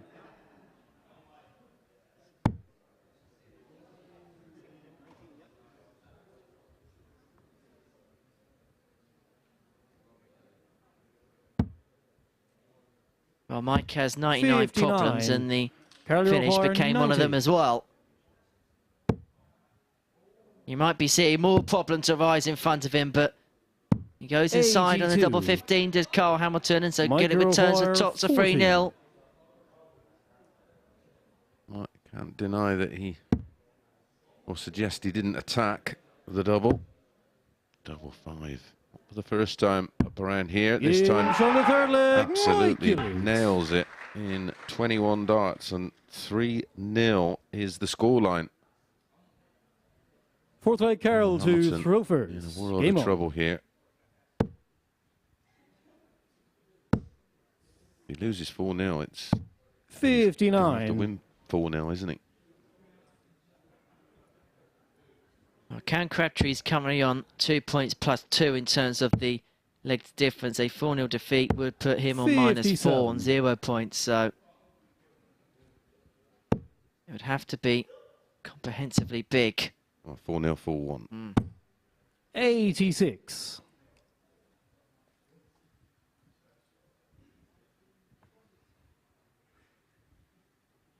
Where's Murph's laptop when you need it? 100. Apparently the paperclip had to help him out. That was how hard last night was. Smoke coming out of his laptop. 134. Certainly no quit in Hamilton. 28. Gonna have to do this from the back of the grid. 134. Well, there would have been a couple of red flags not too long ago. 97. Currently require 88. As far as Gillet's concerned, it may be a DNF in this leg.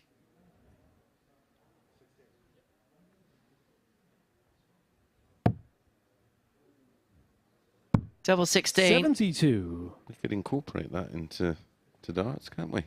DNF. Every leg I ever play in, pretty much. 59. Currently requires 16. And still streets ahead. Game shot on the fourth. And now over the Carol finishing Hamilton. line. Although it's Mike Gillet that can still see the checkered flag in front of him.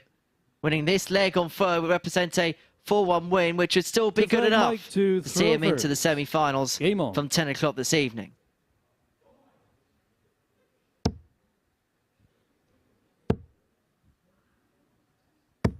$85.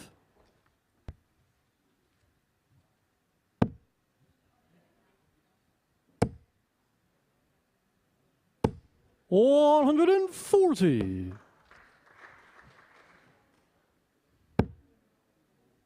May well be entering an interesting phase of the game. 140. Looking at the scoring stakes, Carl Hamilton has upped it dramatically. He's now 3 140 pluses in this match. By contrast, Gillet's had just a solitary 140 and a 180. 57. And most of those scores have come in the previous couple of legs. 100.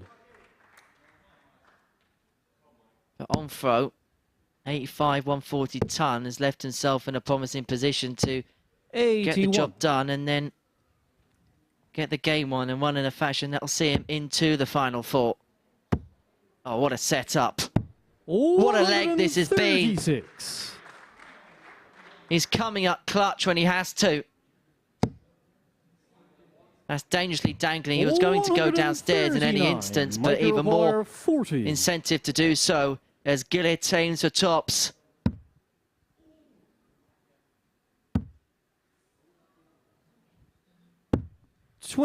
But 3 darts for the match and for his place in the semi-finals have come and gone. And if this 84 is converted, he'll have sweaty palms going into the final game of the group. Hamilton. Because Hamilton's pinned the ball. He brings it back to 3-2. Mike Gillet hasn't just had opportunities to win this match. He has had opportunities to progress through to the semi-finals. A 4-0 or 4-1 win would have been enough. But now, no matter what happens if he wins, he'll have to wait for the result in the final match. Remember, defeat would mean that his chances would have come and gone.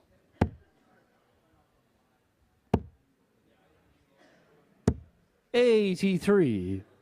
How costly. See those 3 match darts at a double beat. Brilliant 84 from 80. Hamilton.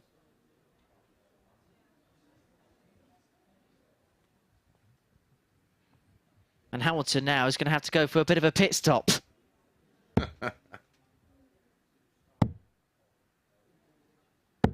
$57.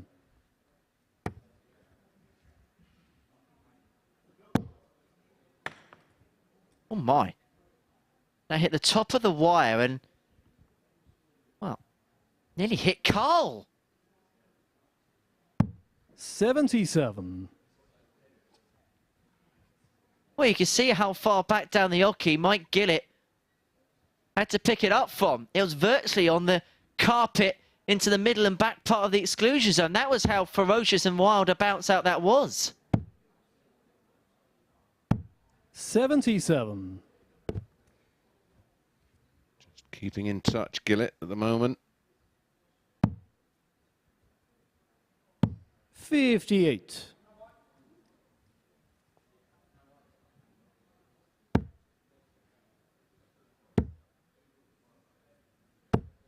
And as we were touching upon in the previous leg, Carl Hamilton might be upping his game at a point in the match where Mike Gillet's just deviating somewhat. 59.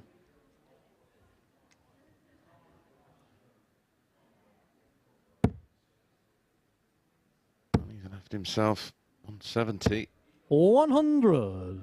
Carl, you require 170.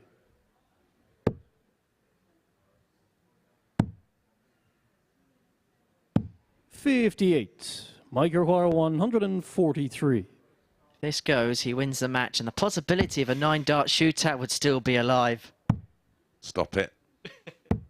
57. Carl, you require 112. This is huge. Finds the treble. Got to make a decision. He's going to go 20. Double 16. Pick that double for a reason. Hamilton. And 3-0 down. 7th and final leg, Mike to throw first. Game on. Now 501 points away from winning the match. And the same Mike Gillet, 93, who had darts to go through to the semi-finals, is now staring elimination from the competition altogether, square in the face. And you could hear at the beginning of that last leg, the supporters that Mike has brought in, he's a local enough player. They're trying to war him. 101. It's like a football team who are 1-0 down but have a corner in the last minute trying to wall their players on. You mean like Arsenal? 140.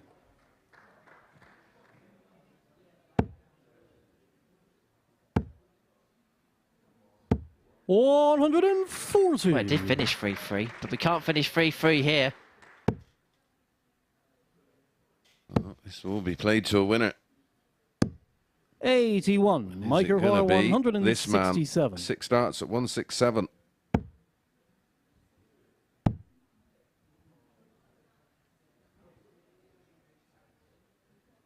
Try the other side on the treble 7, so he just wanted to step back, recompose, just ask the question of Daniel McNamara, which is well within the rules.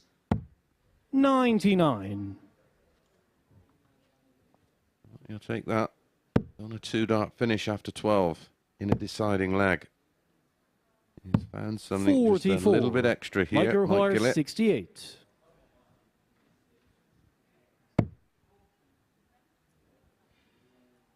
And for the treble 16, the double 10. Tops. Game, shot. And tops he gets, and Mike Gillet eventually holds on, taking the spoils. All 3 in the end and picking up his first win of the night. Averages 83-82 Gillet, 86-22 for Hamilton. When we come back, we will return to Group 1 for Shaun Mcdonald up against Chirs Landman.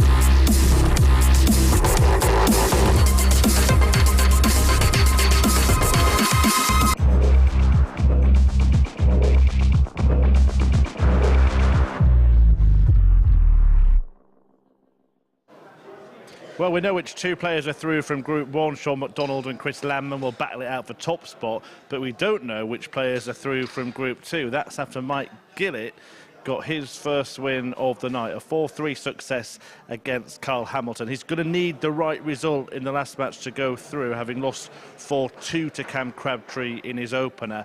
But he does get some points and keeps his hopes alive. Kevin Painter, the only player to be eliminated from tonight's action. The artist struggled with a shoulder injury this week, but he has had an eventful and glittering career. And the artist, well, I caught up with him a little bit earlier on the week, had a good sit-down chat, and part one of the life of a dartist is here. Kevin Painter, one of the best-known faces in the sport of darts, and has been, I'm sorry for saying this, Kevin, for what, more than 3 decades now. Chris. Just let us know where it all started for you and how it all came about. Well, I mean, when I was younger, it was football all the time for me. You know, I was about 15 years old then, and then in the evenings, finding something to do, put a dartboard up and sort of took to it. And like a lot of youngsters nowadays, you know, you get hooked on it and just got really good really quickly, and it just carried on from then, yeah. As we saw at the seniors recently that you had a shirt in tribute to Eric Bristow. Did you have people like Eric to look up to and aspire to be like? Eric was my hero back then. I just loved the way he went about stuff on the hockey. It was like, it's nuts. I know it's sort of the arrogance and the sort of confidence mixed in together. He just sort of he's sort of intimidated players, but all legally, you know, no silly stuff. But yeah, it's just, of course, what a man, yeah. There is, we'll talk about your sort of demeanour and stuff on stage. There is kind of that streak in you, isn't there? You're one of my favourite players to watch, and I know a lot of other people say this because you do have that sort of stage presence. Is that a construct, or is that just you being yourself? No, I think a lot of it is just myself. I sort of, it's the determination to win. I don't like losing, that's obvious. I think if you don't mind losing, I don't think you're going to go too far in a game.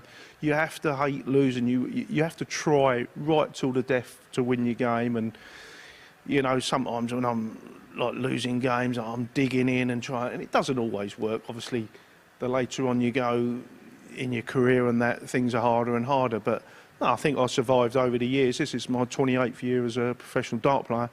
I think I survived through the passion and the determination to do well, you know.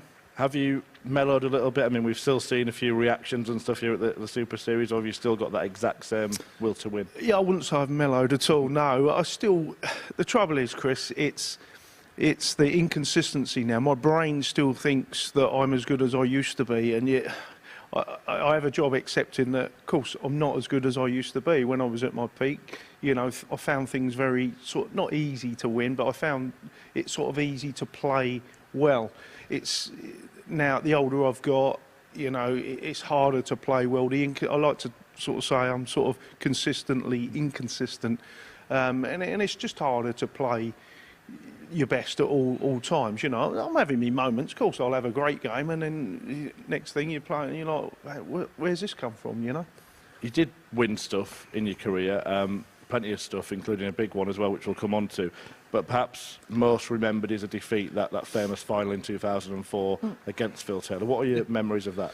Well, I mean, it was a great final, obviously, right at the start of the week. I was feeling good. I had some good wins during the week, beat some good players, beat Bob Anderson in the final at the time. Bob was playing fantastic, beat him 6-0 in the semi-final.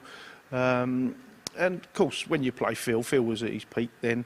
And everyone had me down for a 7-1, perhaps 7-2 sets defeat. But I fancied my chances on the day, and I got stuck right into it. And yeah, it was so close. The only disappointing thing for me was I didn't get a shot at a double. I think we played on stage for 3 3/4 hours, and I just didn't get a shot at a double to win it, which is disappointing. But listen, you know, a lot of people remember that final. It was one of the greatest finals ever, and yeah, I didn't do too bad, you know. Is it something then that you look back on with enormous pride rather than any regret at all?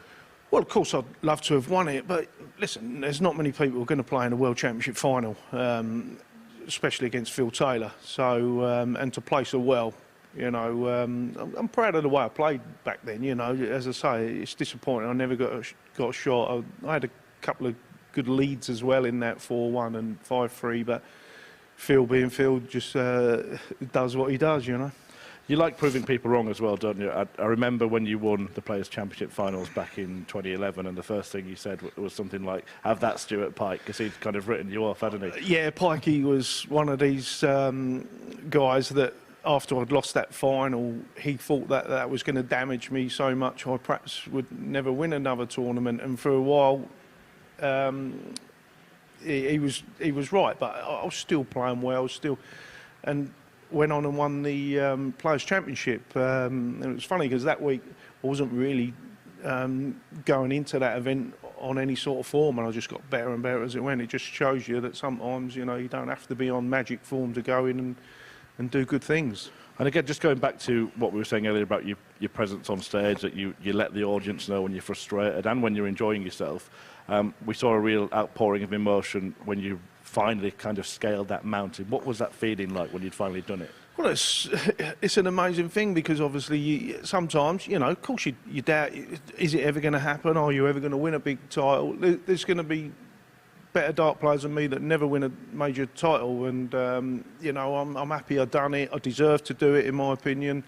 Of course, after that I got put in the Premier League.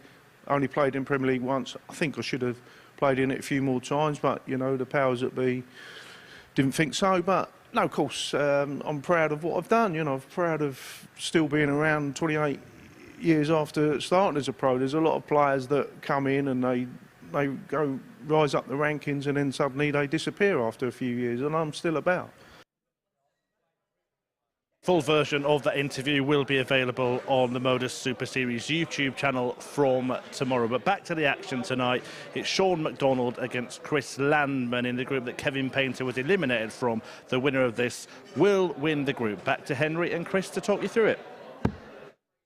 Yeah, thank you very much, Murph. Really great to hear from Kevin Painter, the true legend of the sport. And Chris, where on that list of legends of the game, where does Kevin rank in your view?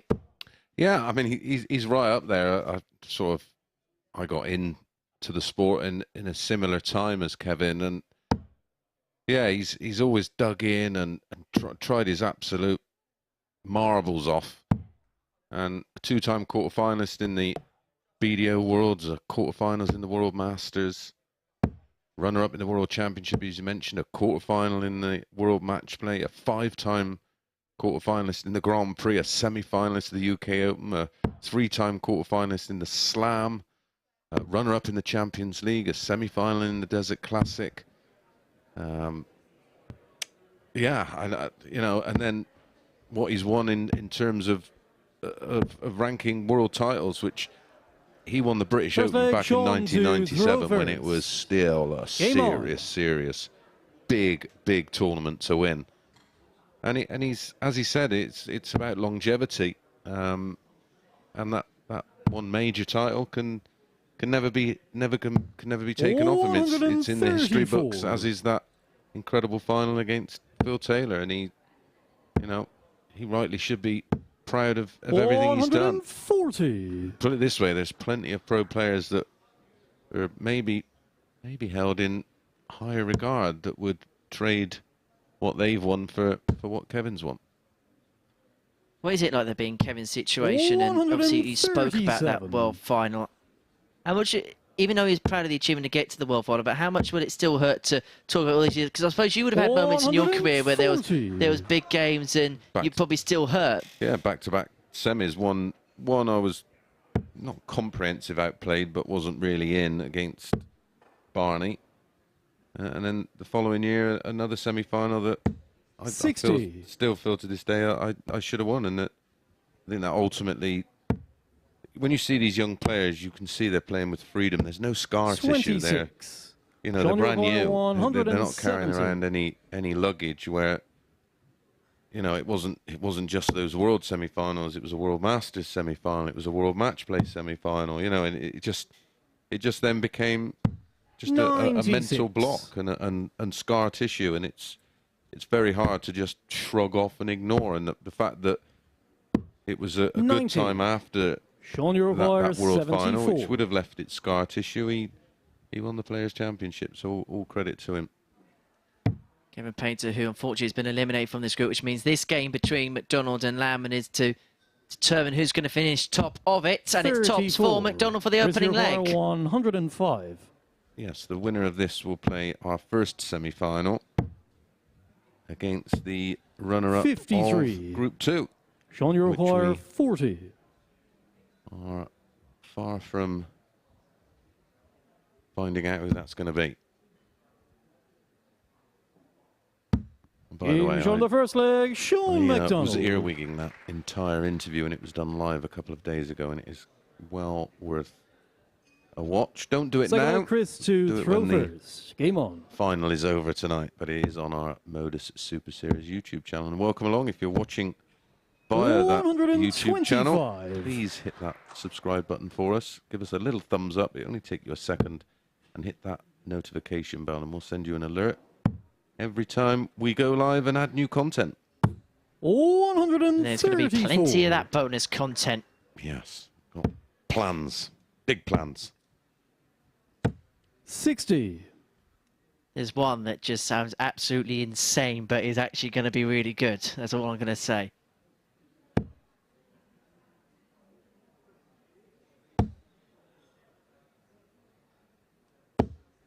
$140. Well, McDonald started off with an 87.13 average and a 4-0 win against Painter. 4 out of 10, so 40% on the doubles, and he's come out in this one in a similar trajectory, averaging 101.09 after 11.5. It was a 134, 140 in this leg. 96.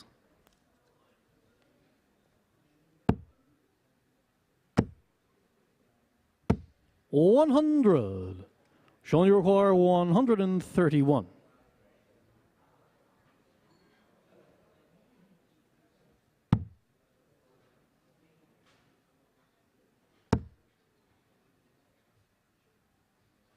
Awkward, this one.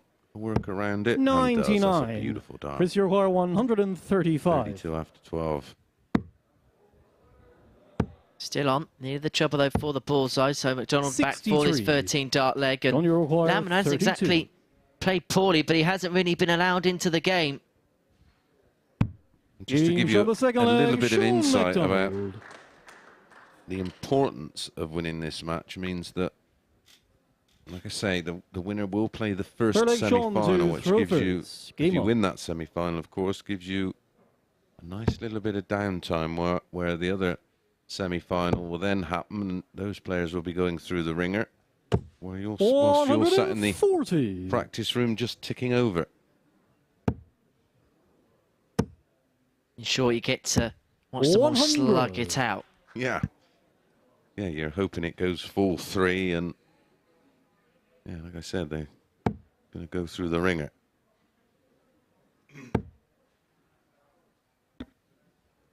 It was interesting watching the first match between Landman and Painter. Obviously, McDonald new to this setup on a Saturday night. Landman's been here before, but you could actually see Shaun at the back of the auditorium just quietly watching a leg. Yep. Yeah, he's meticulous in everything he does. Even down to, well, he's certainly one of the best dressed dart players I've ever seen. Beautifully colour coordinated. 45. He thinks Shaun, you require about everything. I like that. 122. Like you say, he was just soaking it up, getting a feel for it. Even compressing his own sponsors' banners for this event as well. You don't often see that. Saves us on stickers.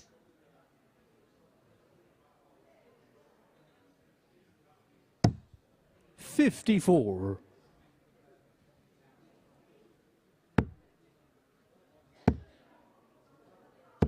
$60.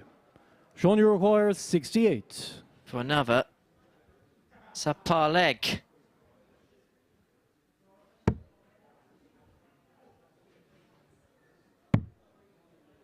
Par for the course if he can find the green. 52. Chris, you require 156. He couldn't, could he? Oh, double 18 to punish the Punisher. Game changer potentially. It's a break and throw as well, and a show and mark of respect from McDonald in appreciation of what Chirs Landman's just done. Fourth leg, He had a dart for 15 first. darts to McDonald, and that opportunity at double 16 came and went. But Chirs Landman, whose clutch ton plus finishing this week was part of the reason why he made it through Group A, has just come up trumps once again here.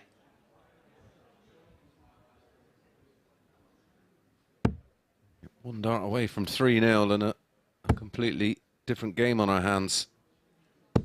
140.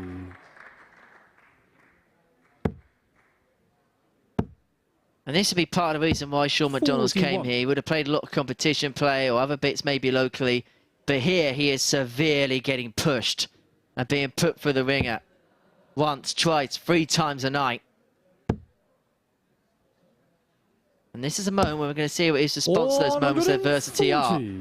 Well, like we've said, they're playing for position, but they may well play each other in the final. And to have one up on your opponent already going into that final, psychologically, could be huge. And you can tell by the determination and focus, they are far from treating this as a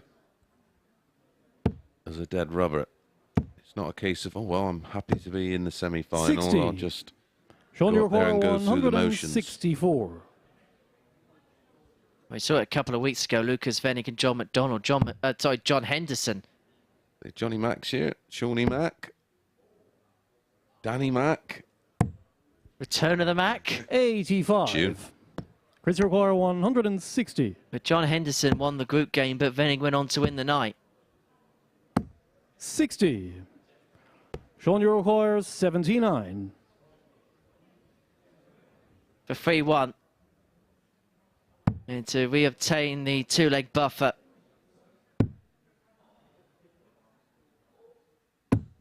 $57. Chris, you require 100. Well, to turn this tie on his head to level back up at 2 apiece. Tops, where he's been handy 40. on the double-double combinations this week, but not on this occasion. 22. Yeah, we've seen a few from him, but Shaun to re-establish a 2-leg cushion. 3 for double 4. In the middle of the single 3. 18. Chris, you require 60. Chirs Landman with a bit of support out there. Oh dear, that was a mistake. 40. Shaun, you First time require we've seen 4. a lack of focus in the whole match so far. 2s never lose. Shake of the head from Landman in the background. It's the first time we've kind of seen that negative body language from him this week, but he is going to step up again. Chris, you require An opportunity 20. he probably didn't expect. Shaun Mcdonald has missed 10 darts at double. Should have won this 4-0. Well, certainly could have. No score. Oh. When he doesn't want tops, he hits it. Shaun, you require 4. McDonald having a bit of fun with the crowd. I want to get him on side. Hitting doubles is a good way to do so as well. That's exactly what he's done. And a little bit of a laugh and a smile in amongst the serious heat of battle as McDonald now throws to the match in a 4-1 win. Fifth leg, Shaun to throw first. Dynamic of the group this week. A lot of camaraderie. We'll put an arm around Jack Hill, who's on debut. Plenty of reassurance 60. and advice, which is lovely to see.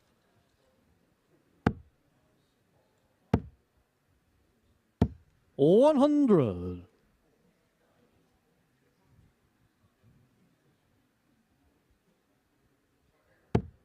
And also, we want to hear that engagement from the players of the crowd. It's all a part of the experience. It gets the crowd involved. Yeah, absolutely. 140. They can get involved all they like in between throws, but they always give the players the 60. best opportunity to perform at their optimum level. Going to the crucible and playing Candy Crush whilst Ronnie O'Sullivan's on a 147 break. Which doesn't matter because it's easier than a 9-darter anyway, apparently. I'm not getting involved in 57. that debate, by the way. I was playing devil's advocate. 85. Possibly 6 or so darts away from a 4-1 win. To remain unbeaten. 40. Averaged 87 in his opening match, and he's around those kind of numbers 85. here, despite missing 11 at a double. 40% on the doubles in match 1 for Shaun Mcdonald, 4 from 10. Chirs Landman in the opening match. missed 100. 20 darts at a double. It's almost 2 legs of darts missed at doubles and still averaged over 74. 121. Shaun, you require To do it in style, 104. 104.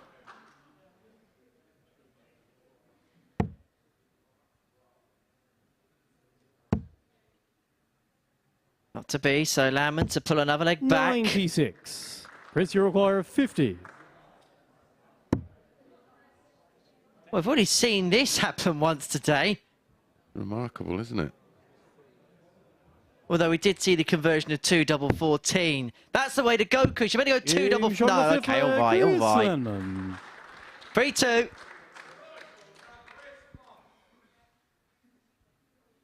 Game back on phone out as a consequence Sixth leg, of that. Chris to throw first. Game on. And we have to say, apart from that convincing victory for Mcdonald against Painter, 60. everything so far tonight has gone close. And one more group stage game for you following the conclusion of this one. Carl Hamilton up against Cam Crabtree.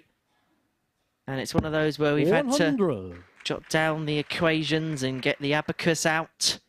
We'll tell you all the details about that in the next. 100. Simple equation here. Win and you go top, and you'll have the advantage of throw against the player who finishes second in Group 2.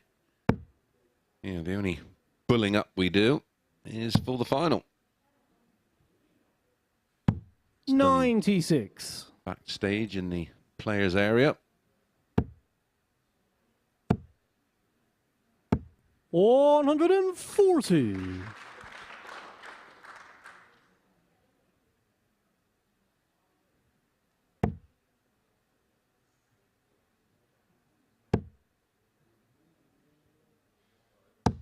$92. Even though Shaun McDonald's through, he will not want to squander a lead here because you go into that 65. semi-final to a certain extent on the back foot. Yeah, with a little bit of doubt.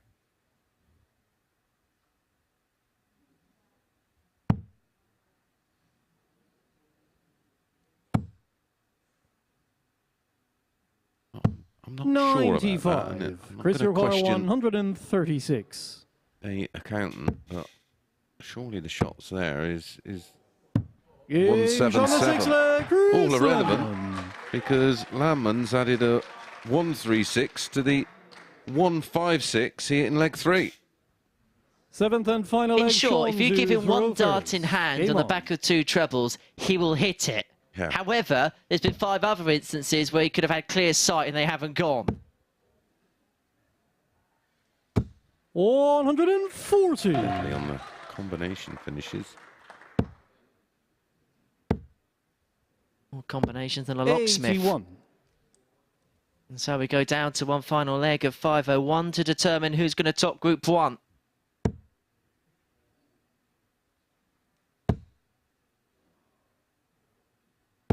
$140. McDonald here doing a Landman in the deciding leg. Something we've seen 41. so frequently from the Dutchman this week.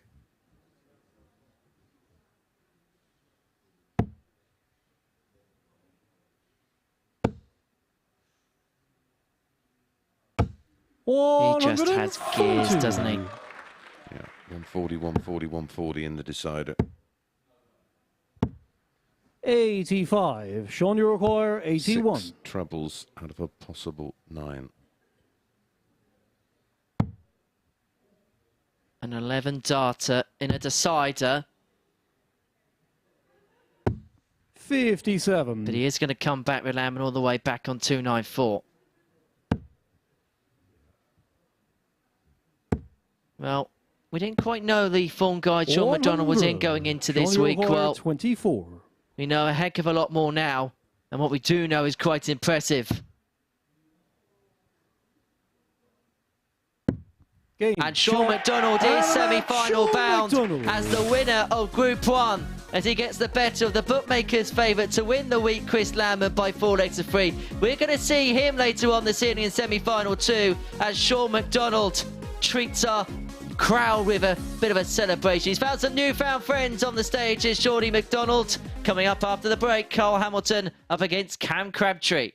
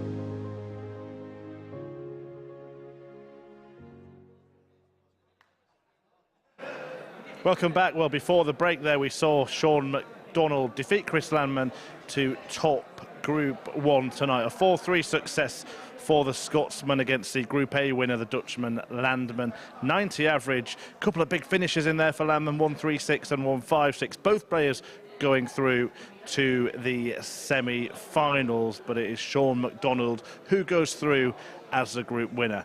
Right, in the second group, we don't know any of the players that are through yet. The final match of it will see Carl Hamilton take on Cam Crabtree. Now, if Crabtree wins, it's straightforward. He goes through with Mike Gillet in second place, having seen Hamilton lose both of his games. But if Hamilton wins, then there are a few permutations. So if it's 4-3 or 4-2, both of these players go through, but if it's 4-2, Hamilton will top the group. However, if it's 4-1 or 4-0 to Carl Hamilton, Cam Crabtree would actually go out. Well, there you are, you filled in. Let's let the action unfold. Over to Henry and Chris to talk you through it.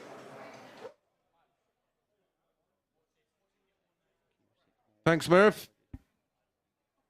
Well, we know the scenarios here, don't we? Indeed, we do. So it's quite easy, isn't it, really? Because if Hamilton wins 4-3, Crabtree would be first, Hamilton be second. A 4-2 win would mean that Hamilton would be first and Crabtree second, and a 4-1 or 4-0 Hamilton win would be he first and Gillet second. So effectively, Cam Crabtree needs a couple of legs to go through. Any win for Crabtree will send Mike Gillet through with him.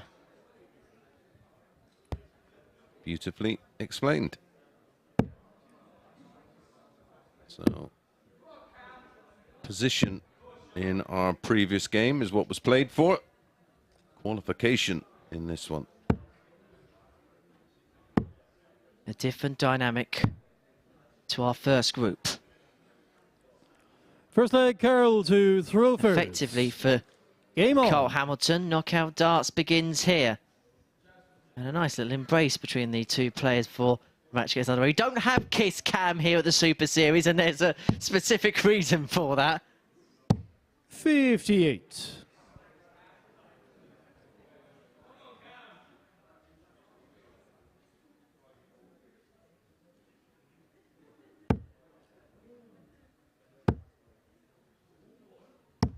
$85.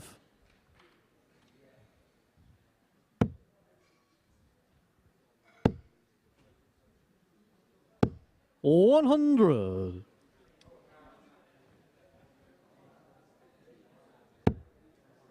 Did fight back well, did Hamilton. 100. Including a 84 on the ball and then 112 checkouts. 98. Crabtree does get in front here. He would have to stay switched on. Hamilton playing with so much confidence after going through the card on Friday. It's a 40-to-1 shot to win that group. 60. Very rare do you see anyone... Please do not shut out when the players are throwing. Thank you. I saw the top two in the betting actually get through. Now, Danny McNamara laying down the law there. Yeah, don't mind them having fun in between visits. 56. This will be water for them the next time they visit the bar. 130. Can be require 120. Lucky Owen Binks ain't here, otherwise they would be really in trouble. 60. Carly require 55. Tops. Game shot on the first leg, Carl Hamilton. One leg closer. 17 dart hold.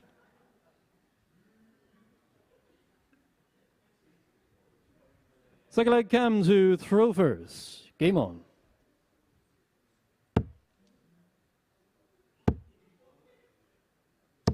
$125. Just seems to be a little bit of a difference if you look at the facial expression of Cam Crabtree this evening. Very much took everything as it came, didn't he, the Monday to Friday groups, but there's a much more steel and vigour about him. There's a business-like poise about him this evening. He knows that this is the big night. This is the night where someone's going to pick up a check, and sometimes that can automatically just send you into a different mode and different mood. 58. That'll be a career high payday for Cam Crabtree, wouldn't it?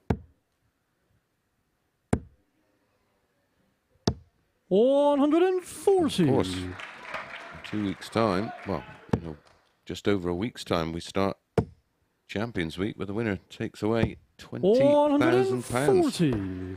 And we require 153. Conan Whitehead and Raymond Smith on the trophy. Was Cole Hamilton attempting a no-look 180 there? I do believe he was.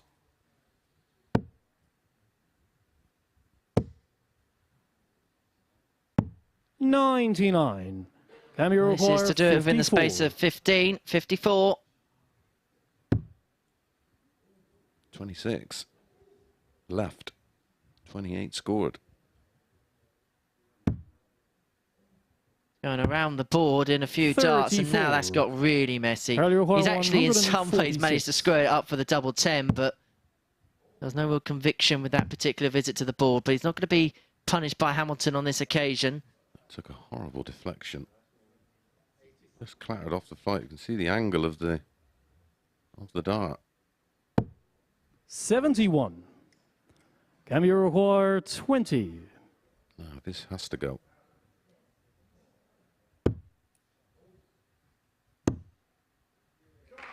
Game shot on the second leg. It is in. Crabtree. Danny McNamara just confirming it's in the bottom corner. They're the awful ones for the referees, aren't they? They're like Because Carroll to you don't throw want to first. move in case it Game gets on. in the eye line of the player and it's not in. You have to be double careful. And so sometimes it's better as a referee just to wait and give it that second to breathe as opposed to 99. leaning too early and put the player off. Yeah, we've seen that with Paul Hinks, didn't we? He was staying put because he wasn't sure and waiting for the player to walk to confirm. 140. And then he could have a second look at it. No VAR in darts. Well, to be fair, the way that some of the 43. referees adapt to the television monitors, that's probably for the best.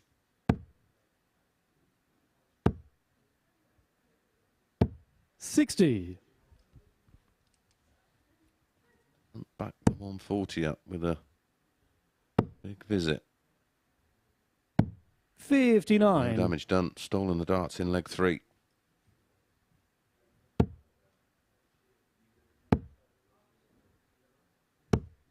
$45.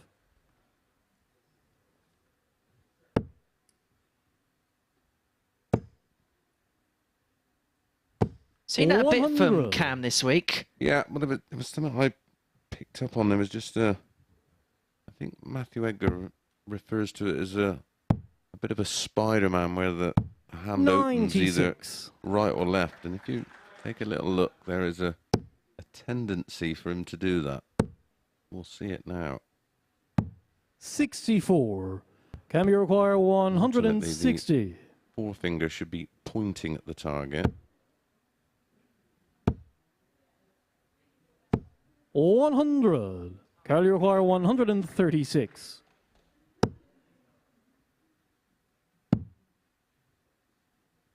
Oh, Crabtree will come back. 20 and tops for 2-1. 96. Had to move the whole Can you way require across the board 60? there, Hamilton. Crabtree already having a loosener in the background. That's lovely life Game's for on him. the third The leg, perfect Cam life for him. Crabtree. And he leads 2-1 for breaker throw, much to the delight of his adorning public here at the Live Lounge in Portsmouth. Fourth leg, Yeah, Cam very to throw popular first. young man. Game on.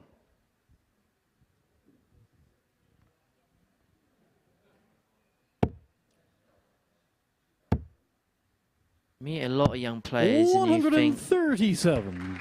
a few bits in terms of the attitude needs to change. As for Cam, you just get the sense that he's spot on in that regard. 100. Yeah, very mature and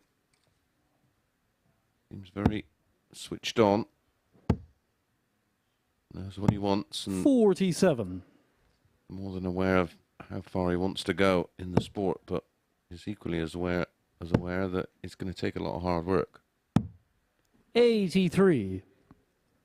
As I always say, hard work beats talent when talent doesn't work hard.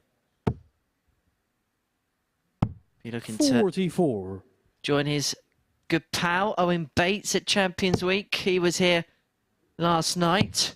Couldn't escape the interview, could he? Yeah, that was a nice touch coming down just to 174. give him a bit of support and reassurance.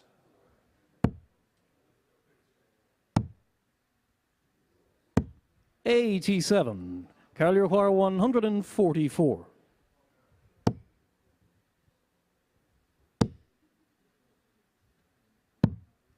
$54. Well, actually a time though, Hamilton in this leg. Finding that opening two treble visit. He's not really made much hay in this 96. leg as Can you require Crabtree. 90? so this full level game at 2 apiece. Game shot on the fourth In it leg. goes. Kyle Hamilton. And it's going to be nervous times for Mike Gillet now. Cam Crabtree has got the 2 legs that he already needs to go through into the semi-final a little bit Fifth leg, later Carroll on. But to throw the important first. information now Game on. is who's going to join him. Effectively from here, a win for Kyle Hamilton will mean it's going to be him. A win for Cam Crabtree will mean it'll be 136. Mike Gillet who will claim the final spot in the semi-finals from 10 o'clock. 60. I'm impressed with Hamilton here because he's under he's under a serious amount of pressure and he produced the best leg of the match, including a 174 in leg 4 to 58. break back. Kicked off here, 136 and 58. 100. Just watching the overhead angle of the darts go into the board here. Yeah, that's as 81. close as you were sort of, well, it's almost over the shoulder, but well, we've got something a bit special lined up over the next couple of weeks where you'll see 96. a literally angle, well, the throw from the eye.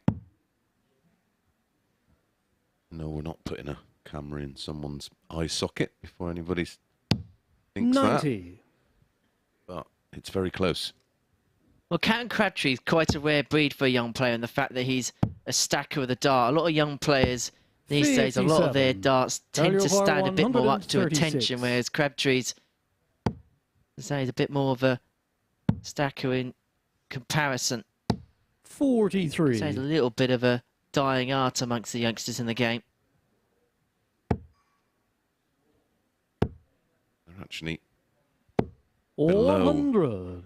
a lot Carl, more below 93. horizontal than what they look.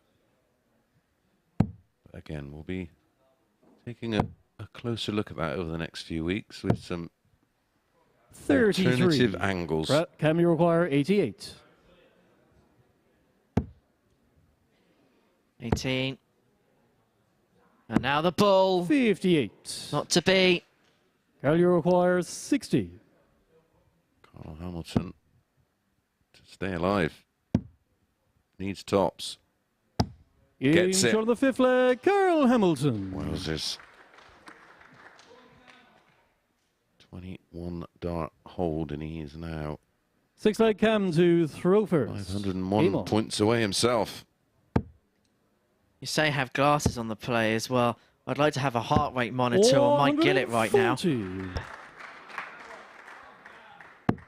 Imagine it, wherever he is pacing up and down, 96. nervously awaiting his fate. He's got to hope that Crabtree can pull off a two-leg swing here. 60. Otherwise, it's going to be the Barnsley boy, Carl Hamilton, who is going to complete our semi-final lineup. 99. Crabtree has the marginally higher average of the two at 87, 140. 86, 85-22 for Hamilton. Treble 20 leaves 96. Can we require 161?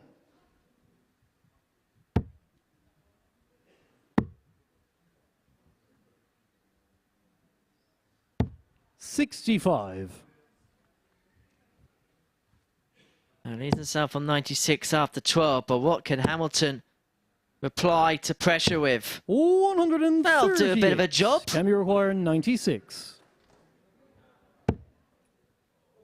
Double 18. Game shot on the sixth leg, Cam Crabtree. 14 darter, the second one we've seen tonight. Seventh and final leg, Carol to throw first. Exceed the game on. 6 visit margin. Well, it is as simple as this. Crabtree is the group winner. We know that now. This leg is determining who's going to join him. Carl Hamilton is out to bat for himself. Meanwhile, 58. Mike Gillet is sending Crabtree out to the crease. Hoping that he will knock in the runs that will knock out Hamilton. 136. Reminder, following the conclusion of this game, we will 58. take a slight break and then join our friends and colleagues over at Sporty Stuff TV for the semi-finals and finals from 10. And then we'll crown a winner. £5,000 in the check. And that place at Champions Week, which is, well, it's just a few weeks away. They're getting into it, aren't they, this crowd? They're loving it. And they sense there's just something a little bit special to come after 10 o'clock.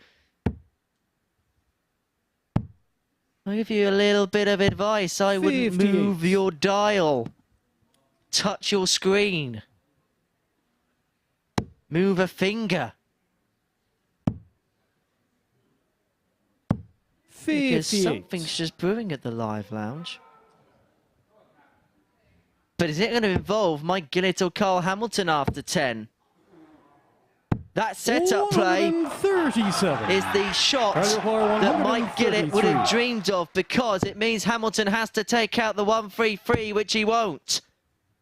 And so can Crabtree to 59. effectively send Mike County Gillet require through 50. and to send his opponent home.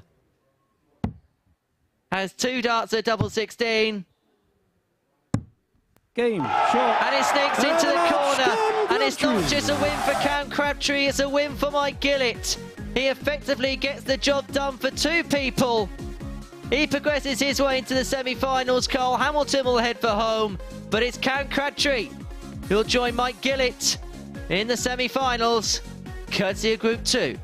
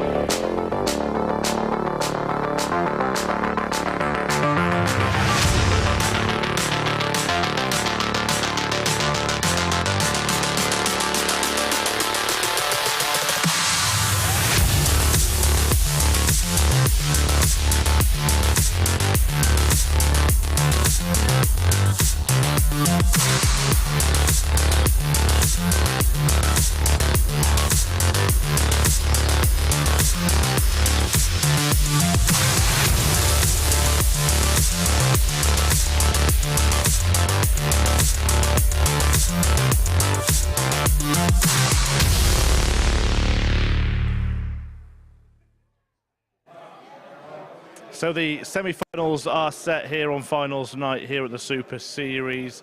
Earlier this evening, however, you saw me have a little chat with Kevin Painter, looking back on his life and career. And we're going to play you the second part of that interview before returning with the rest of the evening's action.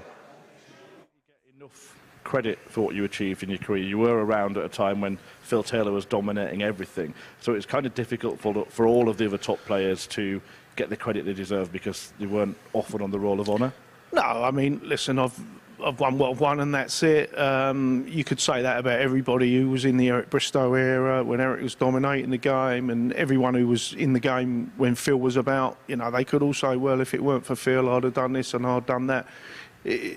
we're where we are with that. You know, Phil dominated the game, and the rest of us had to either be runners-up or semi-finalists or whatever it was at the time. Right now, we seem to be in an era where the titles are being shared out a little bit more between the current top players. What do you make of the state of the game at the top level now? Oh, the standard of darts now is incredible. You know, we're seeing averages that are going through the roof. You know, the lads always talk about, you know, how much higher can the standard get. I mean, they might have to make the trebles on the board a bit smaller. Instead of making them bigger, like they did a few years ago, they should make them smaller and play on the old nodal boards that we used to play on them back in the 80s and have a bounce at every other dart. But no, standard's absolutely outrageous now, and the youngsters coming through, I mean, they're just, you know, they're setting, the bar will just keep going higher and higher at the moment.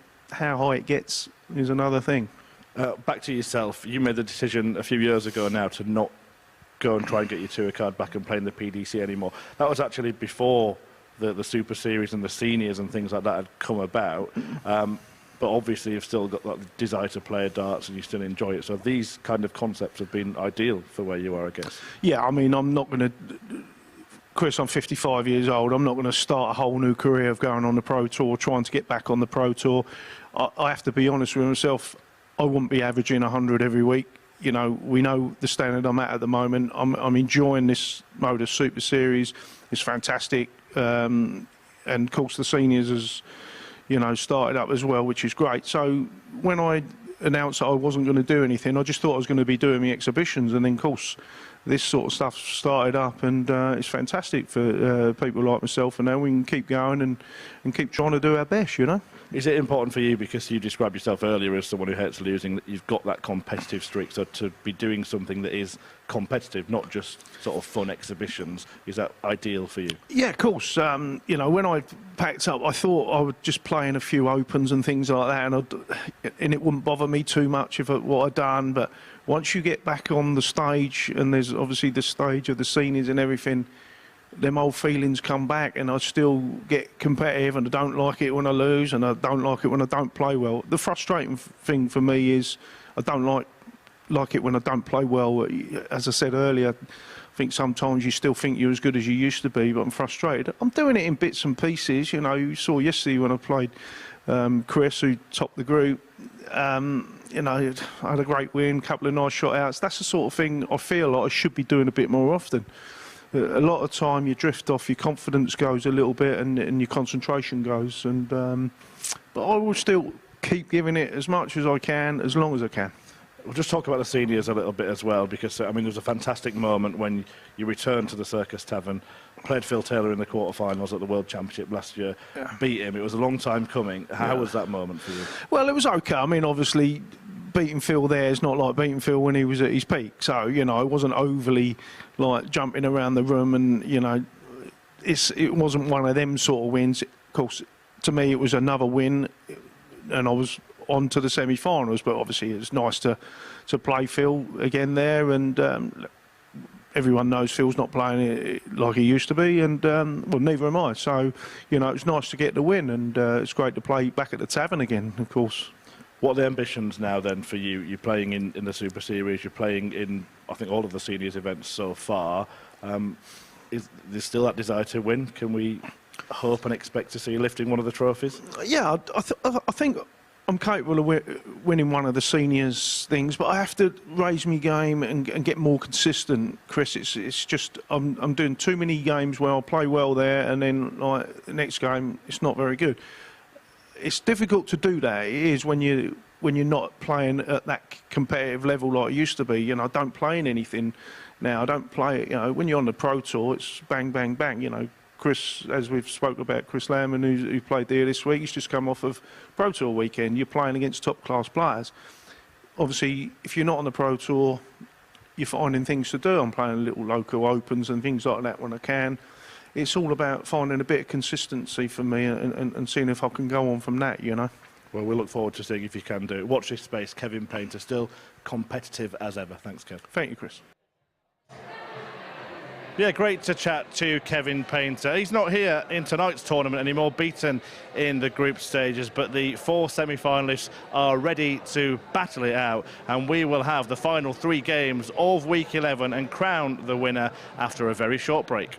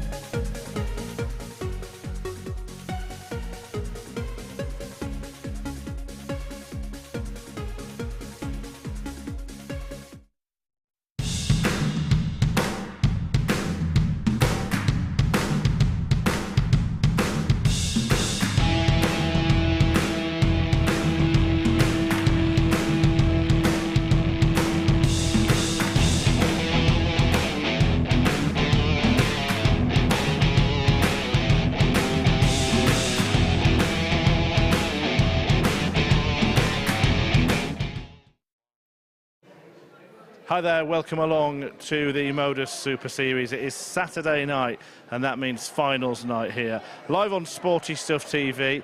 Before the semi-finals get underway, we have played the group games earlier this evening. We are going to bring you some highlights in just a few moments' time.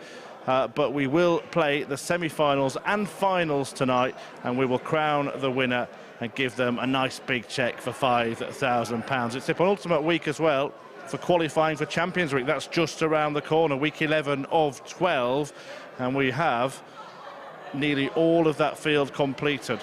One more person will get there tonight, and we are going to show you what happened in the group stages. So here are the results from this evening.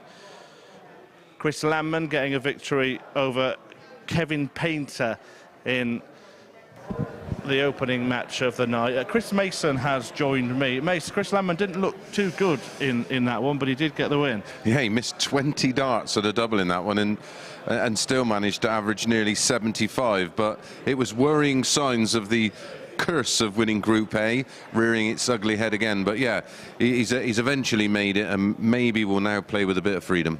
Right, you've seen a flash of the results there, but what we're going to do now is actually show you the action that happened. So here is what happened in the group games a little earlier on this evening. Words. Game shot on the fifth leg, Kevin Painter. And Chris finds himself 3-2 down. Game shot on the sixth leg. No drama Chirs this time, Landman. pins it in one. The cry of you're joking. 40. There's no laughing matter because Landman Game lands shot and a tops match. to Chirs complete a Landman. 4-3 victory over Kevin Painter. But 5. huge miss, and you could hear the gasp Camera of exasperation wire, from 40. Mike Gillet as Crabtree returns to tops.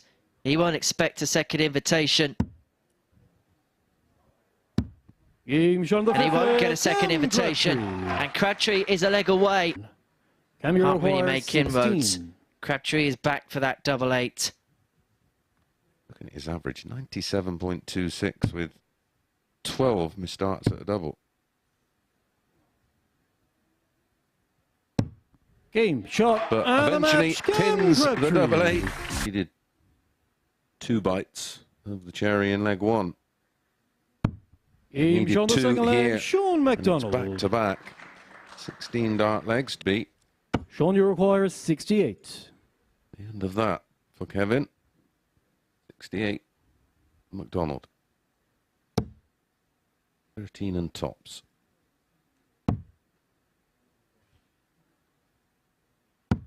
Game shot. And tops is landed, Shaun and the McDonald. Punisher lives up to his namesake. You require 16.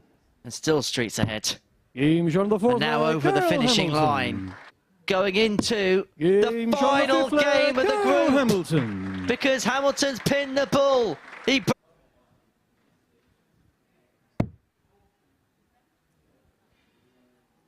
For the treble 16, the double 10.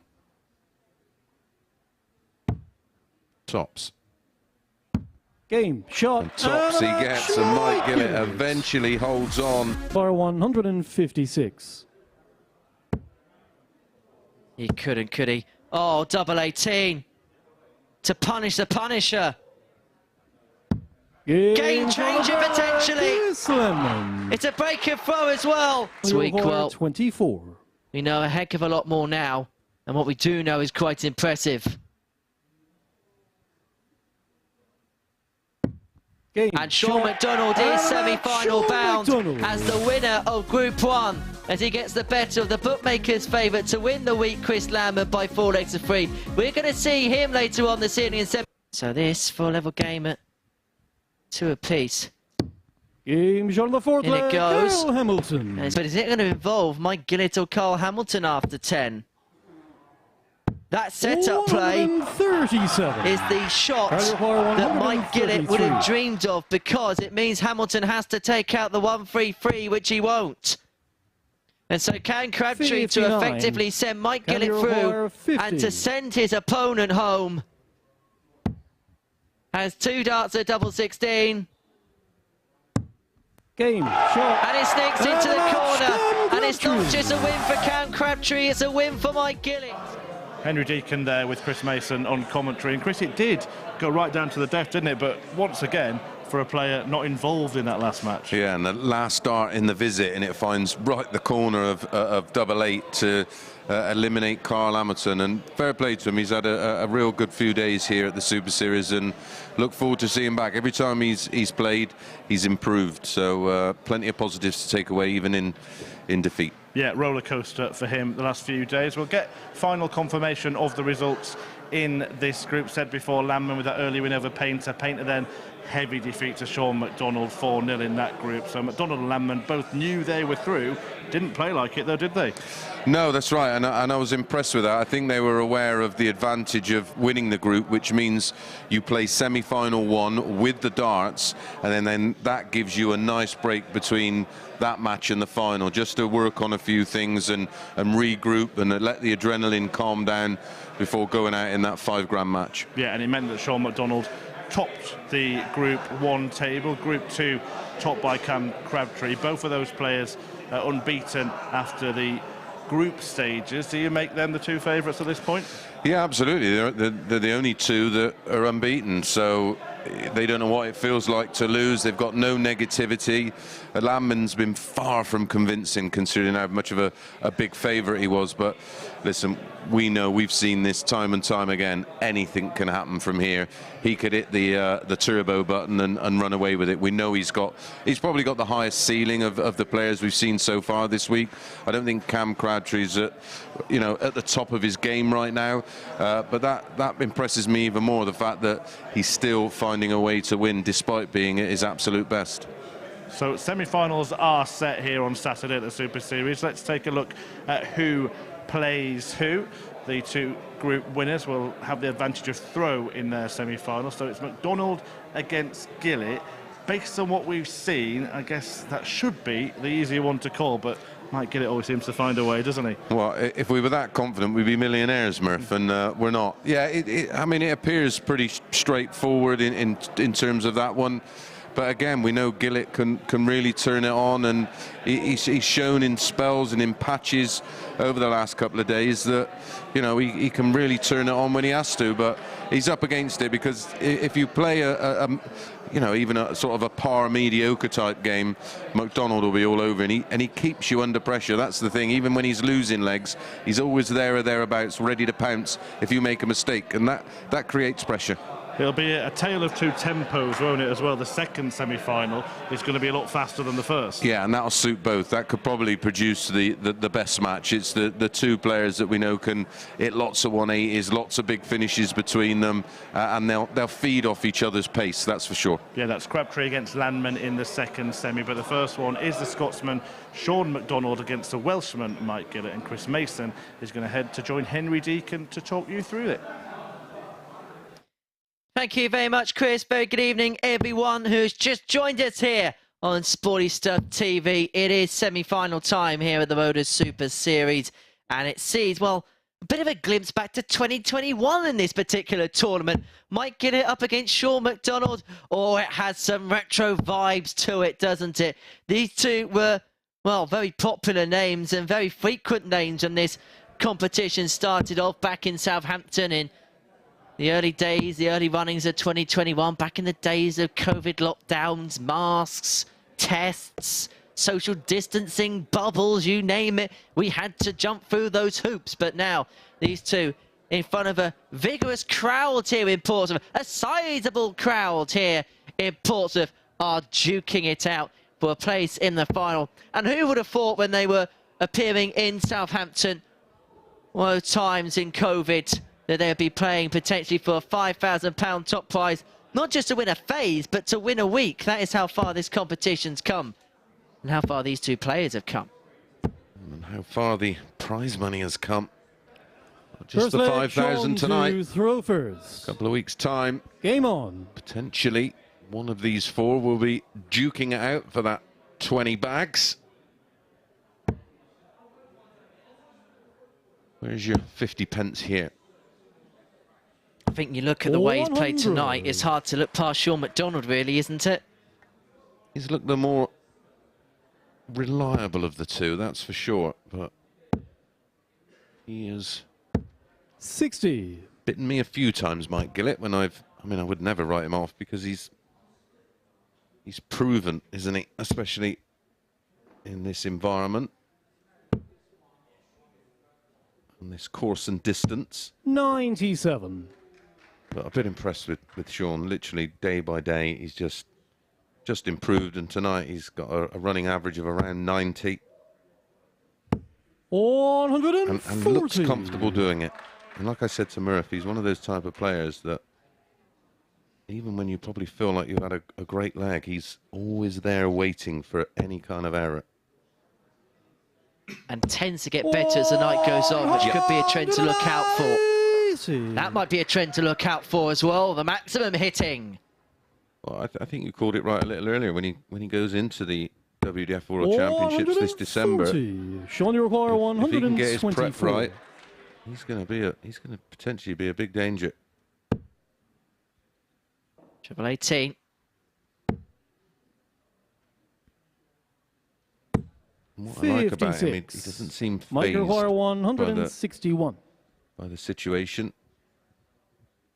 In fact, he seems to embrace it, and I think if he gets that right, at the lakeside, 99. he's certainly on the short list. 68. Not out of the realms of conceivability, these two players may meet at lakeside later this year, as McDonald goes for double four. Yeah, of course. 64. They play each Mike other. requires 62. In the first round. They'd like to be playing each other in the semi-final, I can assure you. Be some money on show for that too. Double 16. Well, we don't know yet. Game shot of the first leg. 14 dart breaker throw despite the max on throw for Shaun Mcdonald. In a spot of bother early here. Second leg, Mike to throw first. Game on. One thing we do know, he will not panic.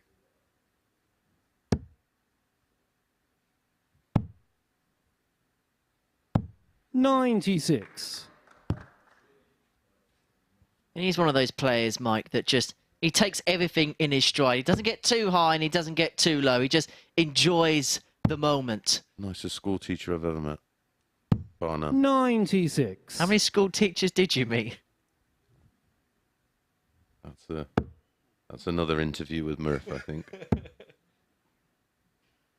2 questions there. A, have we got enough 49. time? And B, can we air it?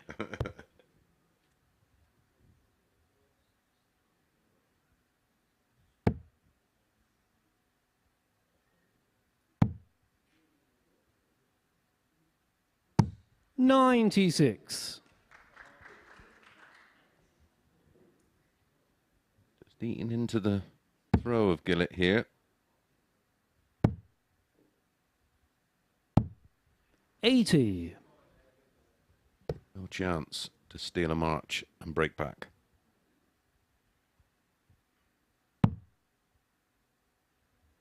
Sensibly starting on the 19s. And if an accountant got it wrong, 99.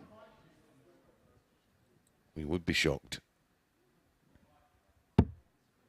We'd also be looking at a bill and thinking, what on earth is this? What do you mean I owe the taxman 100 grand? I wish.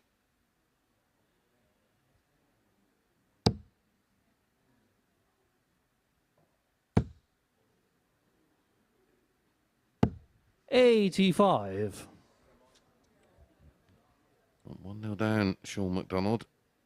Averaging 97. Again, it's 91. Let's start from both. 100. Shaun, you require 125. Phil Ball for a start here. She went through a phase on 125 of going 54, 39, 32 if I hit the 18. 25. Double 19 Mike, you Ball. require 116.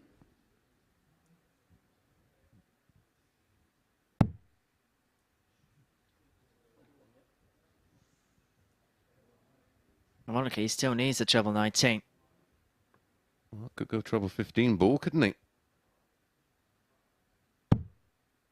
He's a soft tip player by trade, so 60. wouldn't be completely adding to. I know he plays a Shaun, lot of you soft tip. require 100.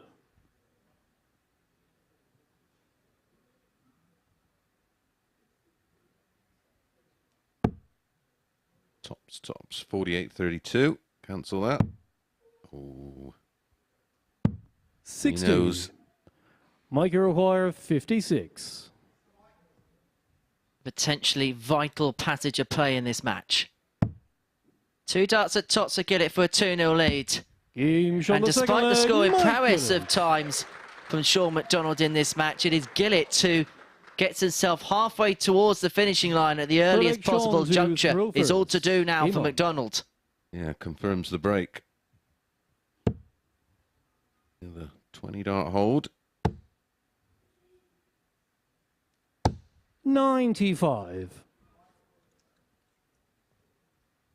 I was just digging into a bit of data whilst you were upstairs on the balcony about whether there's an advantage between the first and 76. second semi-final of the Super Series. Now, 3 of the last 4 weekly winners have won the first semi-final. The only exception to the rule is Lucas Vennick in week 9 in recent times.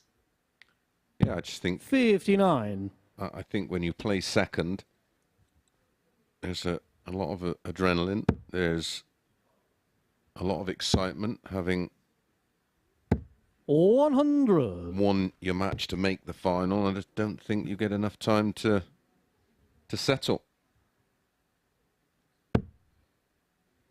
We go effectively from playing one big match into another, and in any normal tournament, in a big tournament, you know, 96. the World Match Play World Championships, even that one day it can feel like a while to get over it, let alone 20, 30 minutes. Yeah. You just 77. need that spell to maybe just regroup, wind down before winding back up again.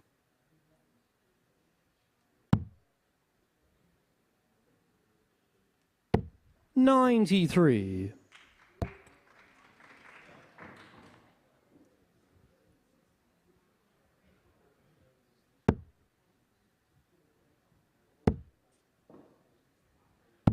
78. Shaun, you require 158.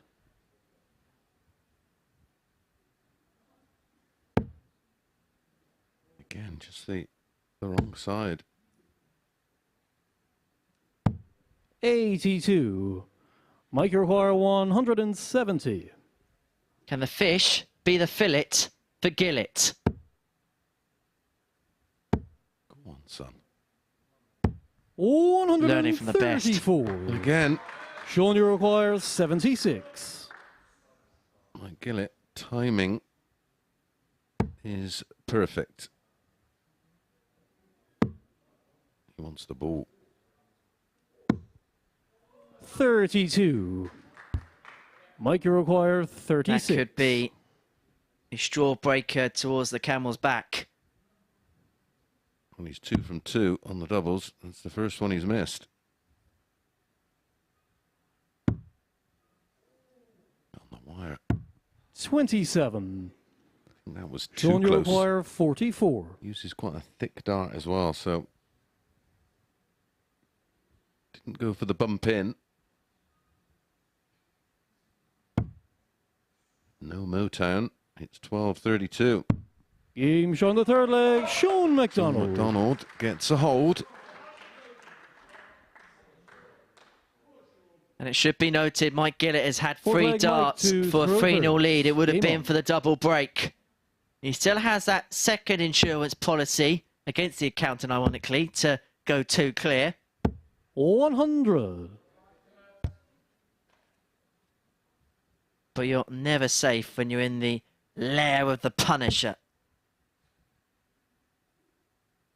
Never really safe with this format. That's what makes it so exciting. Best of 7, 59. race to 4. Often do we see it when we think it's done and dusted, and then all of a sudden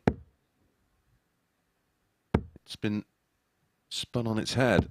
81. We have as much safety as riding a roller coaster without a seatbelt on.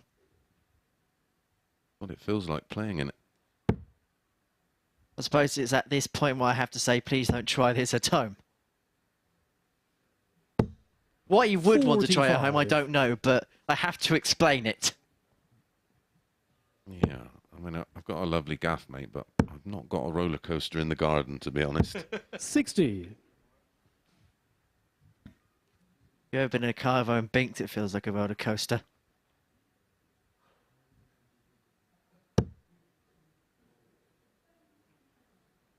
It was like a roller coaster in the worst nightclub in the world with the Coldplay tracks on. 140. I think they play Coldplay in a nightclub. Not sure what They kind don't. of clubs you've been to. Pop World. 80. Well, both players are just cancelling each other out a little bit here. Yeah, Gillet just holding on with throw.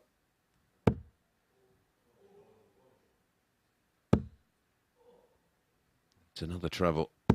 Gets one. 140.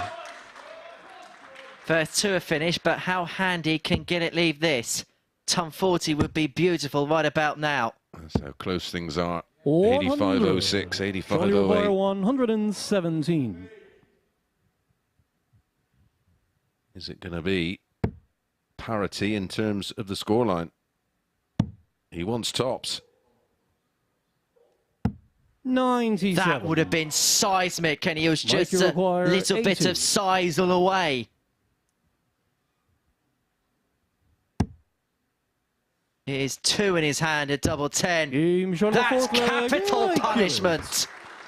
Well, sometimes, Henry, you can watch sport and almost Fifth leg, watch it Shaun to unfold. throw You can, first. it Game becomes on. predictable, and the way things have gone for Gillet in this one, you almost felt like he was never missing that 80, even before the treble 20.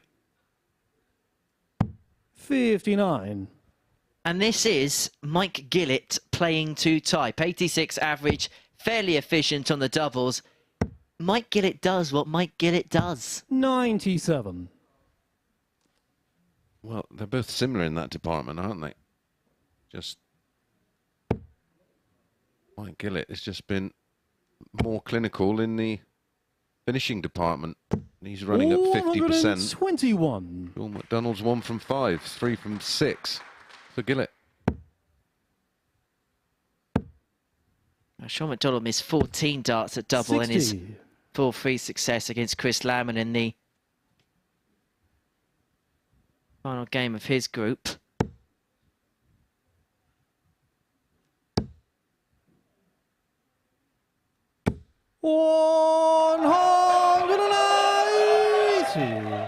An opportunity for the 180 cars to be ruffled up in the air. 97. Shaun, you Some require of that 141. Scottish grit.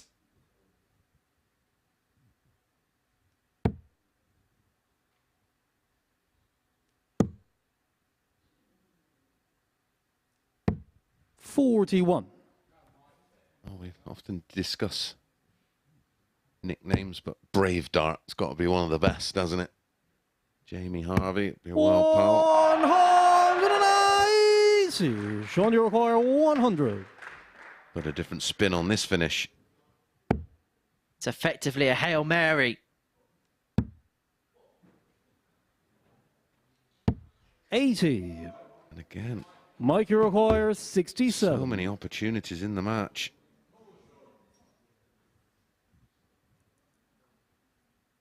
Gillet has been seriously efficient. 17 for double 8. Well, 15 ball.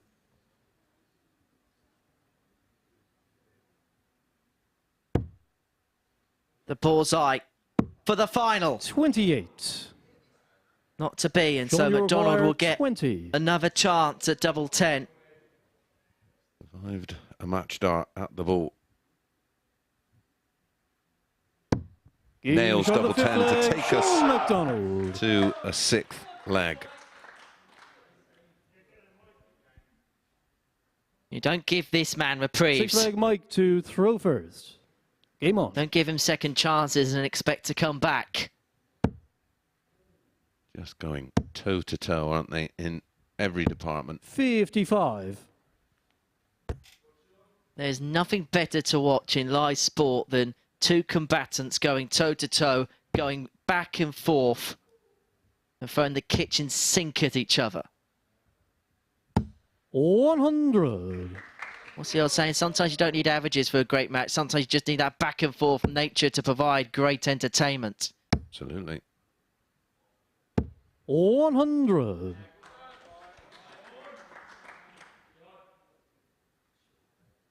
Don't get me wrong, it's great to see a Gezi Price winding in a 116 average in a dominant display, but 58. just something intriguing about watching two evenly matched players in any sport. Like you say, just going back and forth, 77. living every dart with them. Well, it's a bit like in snooker. Yes, it's great watching players hit 147 off the lampshades, but there's also sometimes something really intriguing about a good old-fashioned safety battle. 99.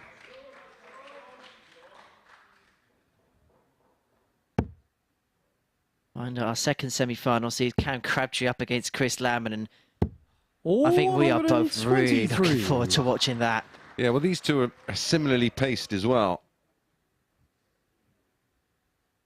I think they're both enjoying it, as will Crabtree and Landman. Very similar pace, those two. 140. Oh, you could hear that roar come on for Mcdonald. You can sense the urgency of the situation from his perspective. He's going to get a go at the 104 to square us up, to take us all the way. 70 left for Gillet. Treble 10. 82. Shaun, you require 104.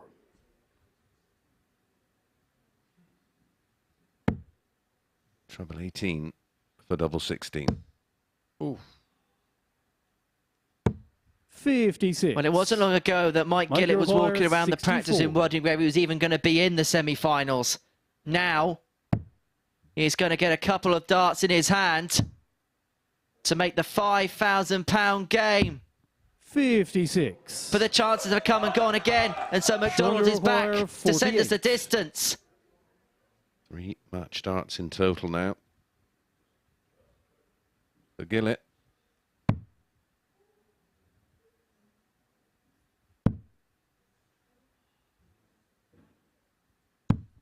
32. Mike, you require And 8. so, 3 clear darts in his hand to play in a match which is worth £5,000. This is a huge moment for Mike Gillet as he finds the double 4 that sends him into the final. What a tussle that was between the pair, and what a mark of respect between the 2 players as well. Shaun Mcdonald has played his heart out this week. It's been a successful return for the Punisher to the Super Series, but it is Mike Gillet who makes it all the way through to the £5,000 match in around about half an hour's time, doing so for a 4-2 win. But when you look at the percentages and you look at the averages, there wasn't really much to split the pair. We're going to take a short break. When we return, Cam Crabtree up against Chirs Landman's our second semi-final, and this could be an absolute corker.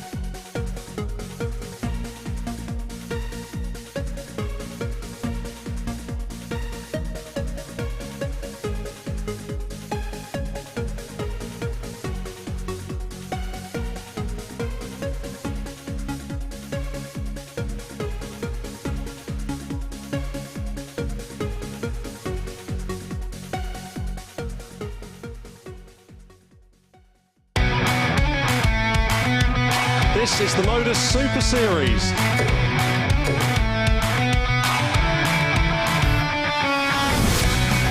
$180.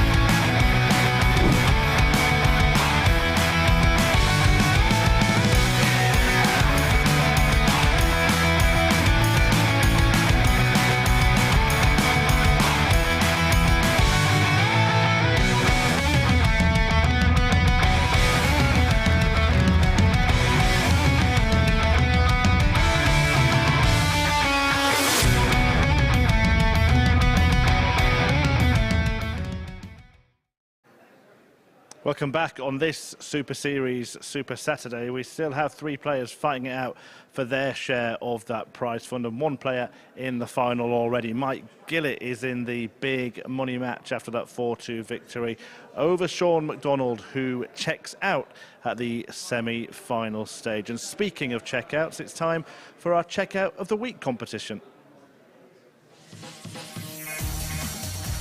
Well, Ryan de Vrede produced a fabulous 1-5-6 finish in a last leg decider against Kevin Painter, the Dutchman. One of many highlights this week. Didn't make it through to finals night, but a great finish there. Painter himself was at it, the artist, with a masterpiece, a 1-6-1. Bedding the bullseye, rolling back the years. Speaking of context, however, Chirs Landman produced a stunning finish, double-double in a match where he could have been knocked off the top of the Group A table. Took this out and stayed there. 1-2-9 was good, but everybody loves a 170. Cam Crabtree reeled in the big fish against Kevin Painter. And option E is Germany's Franz Roach, who made his mark this week, improved as it went on, and a lovely 1-5-1 finish gets him on the list. And there is the list. Checkout of the week. You can vote at MSS Darts on Twitter. Let us know your favourite winner to be announced later in the show. But right now, well, one of the players that was featuring in that list, Cam Crabtree, with that brilliant 170, is looking to get through to the final. He takes on Chirs Landman, who also featured with that fabulous 1-2-9. This will be a fast and furious affair, and to guide you through each dart to see which player joins Mike Gillet in the final is Henry Deacon and Chris Mason.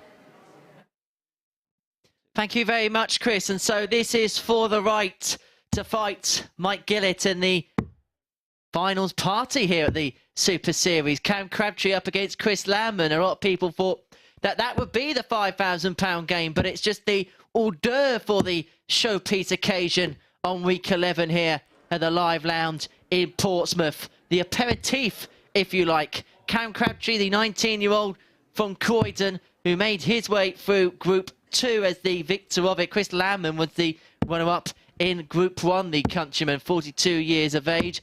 Quarterfinals of the BDO World Championship in the final version of that particular event in 2020.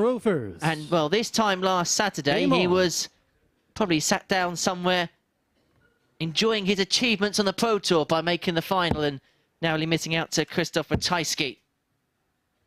Yeah, some achievement when you take into account that he's not a tour card holder. And he played brilliantly the next day, but 41 was beaten with a near 100 average to Neil Zonneveld. You're new to us. The qualifying criteria, PDC Tour Card holder players are not allowed to play in this particular competition. It's open to any player outside the 128 Tour Card holder, and literally any player as well. Yeah, and anybody can qualify via the ADC system. Head over to Darts Atlas for all the details and venues. There's pretty much venues everywhere now, isn't there? Throughout the UK. Get involved. We've seen a player just this week, Jack Hill. He's only been playing 18 months. 96. I feel like Cam Crabtree's learning a lot tonight. He's played a lot of big darts in his career, but big darts in front of a crowd is something we haven't seen a lot of him do. And we require 151. Like I said, I don't think he's at his absolute brilliant best right now. 119. Which makes what he's require 80. Already achieved this week even more impressive. Loves tops. 40. Buckles the wire. Can we require 32? That's a compliment, not a slight, with regards to Cam Crabtree,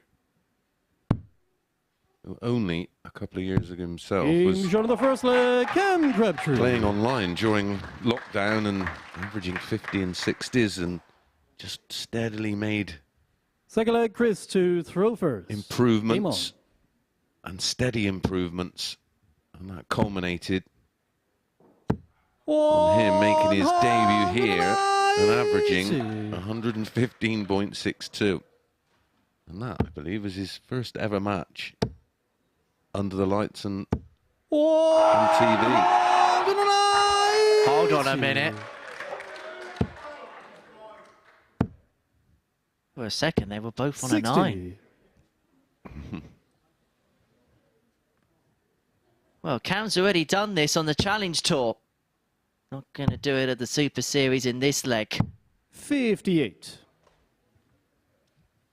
One thing we've seen from Cam as well this week is he'll let out that little bit of emotion when he needs to, but he won't go glaringly over the top. Yeah, he's been, it's a conscious decision. You can see that. He's constantly trying to just rein it in and stay in control of his emotions. Like I said, it's an old head on young shoulders. 125. Chris Uruguay, 161. He's in the infancy of his career. He's an embryonic darter. 80. Cam Uruguay, 138. I'm just loving watching the journey. Treble 10 for double 16. 86. Chris Uruguay, 81. Keeps the pressure on Landman. Double 13.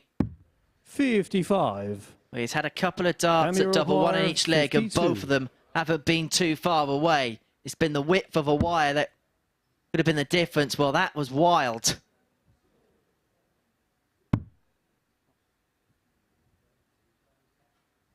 Double 10. He was going for a big 16 for his favourite double 18.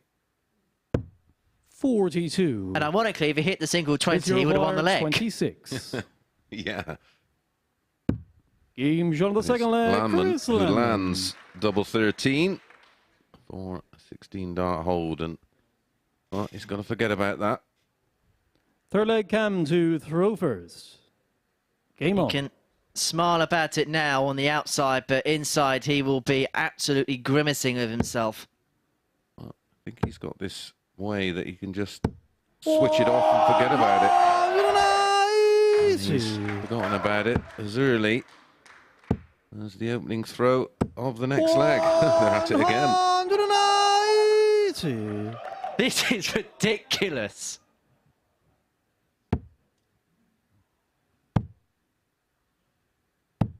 $98. Oh, hello. We haven't seen one in front of a crowd yet. Yeah, I had a feeling about that one then. As soon as that dart landed. He's the kind of player to do one, isn't he? Not too much thinking time. Be careful here.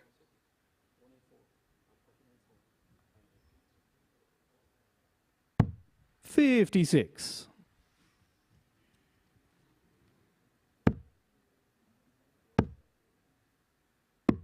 $65. Can you require 167 in week 10 of Series 3. I'm going to see one here. All about the approach play, and the approach play is perfect. Chris, you require 116. Taking a 5-iron and putting it within 12 inches. 80. Oh, how close was that? Can you require 36. Chris Landman's mistake in this leg could be wiring double 18 for a 12.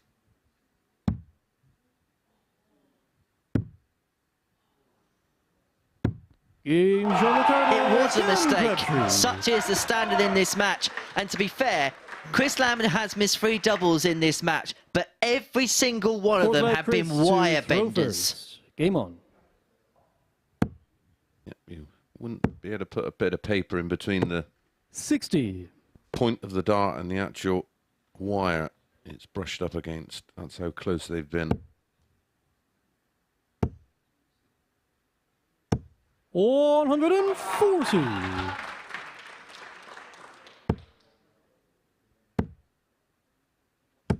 $121. We're in the middle portion of the semi-final, and have a look at the averages. Outstanding, especially with the enormity. 121. And that's an average despite missing 5 darts at double in the case of Cam Crabtree. 42. 3 for Landman.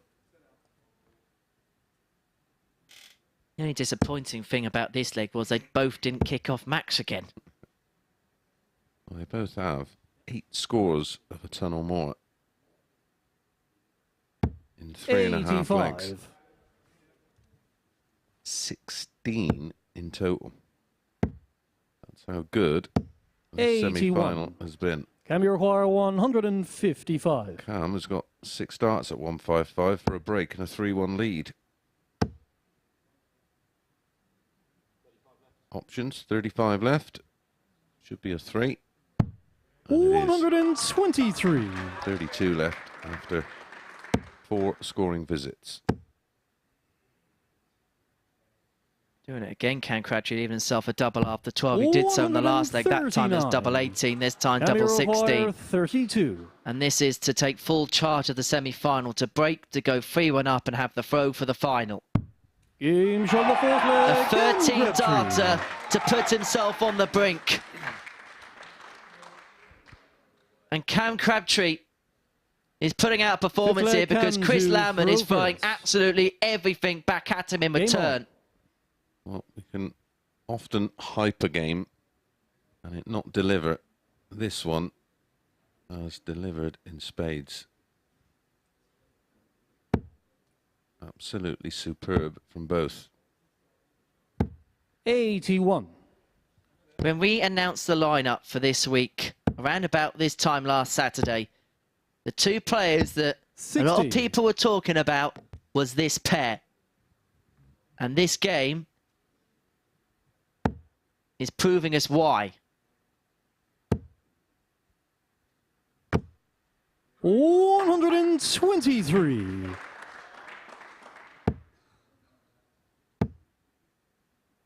Well, they've been in and around the favourite position in terms of the odds compilers to win week 11 all week. 58. He's showing a level of maturity here, Cam, beyond his years. 100. Dealing with it very well so far. There are players who have had far more experience on this big stage that 100. can, even on this occasion. Well, it goes back to what we were discussing a little earlier. There's no scars. He's not carrying any 60. negative Can you require 139. luggage around his neck.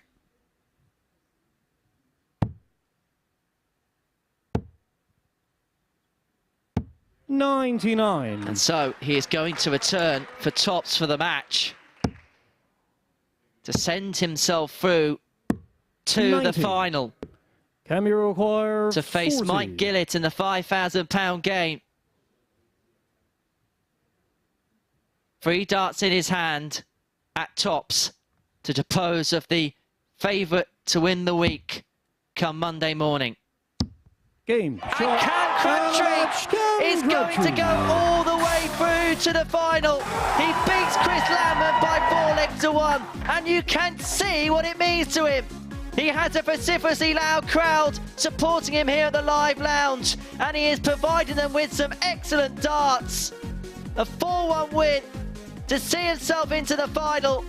It was a back and forth game, some quality throughout. Crabtree even averaged just under 96 to get the job done. 4 out of 10 when it came to the doubling. And so what a final we have here in prospect for Mike Gillet, the man who's been here so many times before, looking to pick up the prize up against the young, hot talent of Cam Crabtree.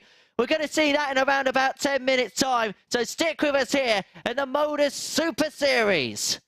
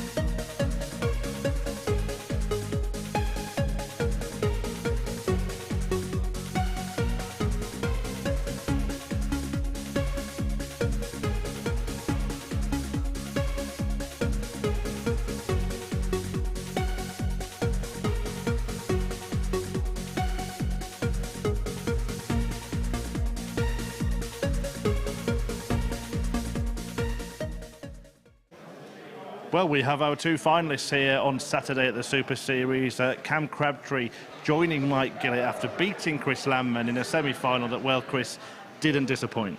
Yeah, well, we sort of teed it up. We said that the tempo of the game was going to suit, and it did. I mean, the scoreline reads 4-1, but it felt a lot closer than that because they were both hitting each other with big scores, and the averages reflect that, a 96 winning average for Cam Crabtree, and that's, for me, probably the best he's played all week. And before that, Mike Gillet getting through against Shaun Mcdonald, maybe a bit of a surprise. Yeah, absolutely. You know, we like Shaun Mcdonald. We like his style of play. He's reliable, but incredibly in that one, he just missed too many darts at doubles, and every time he did miss, he got punished. He, you know, the odd time he got a second chance, and just couldn't take the doubles. Well, we did see earlier tonight players definitely not missing darts at double in our checkout of the week competition, and we're going to reveal the winner of that in just a second. But first of all, Mace, who do you think it was? For me, it was the 129. By Landman, because it was for the top of the table, and ultimately he ended up dominating the table after that, winning the next couple of matches where there was a bit of a collapse from Conterman, and the nature of it, the treble 19 and then two double 18s with Conterman waiting on a two-darter. Let's see if he's right, shall we? This group 129. Wouldn't put it past him. 72 left. Oh, another one of those. Game, shot, and the match, Wowzers, what Chirs a way Landman. to win it. Conterman can't believe it, and that is one that he feels has got away, but double 18. He had a quick look at the 48 for 24 in the end. Well, wowzers, you said at the time, and it still looks just as good now, doesn't it? Yeah, it was brilliant, and well, I've had a week of those, haven't I? But as we keep saying, a broken clock is right twice a day. Yeah, and the biggest checkout is not always the biggest checkout. That's certainly proved by finishers like that. All about context.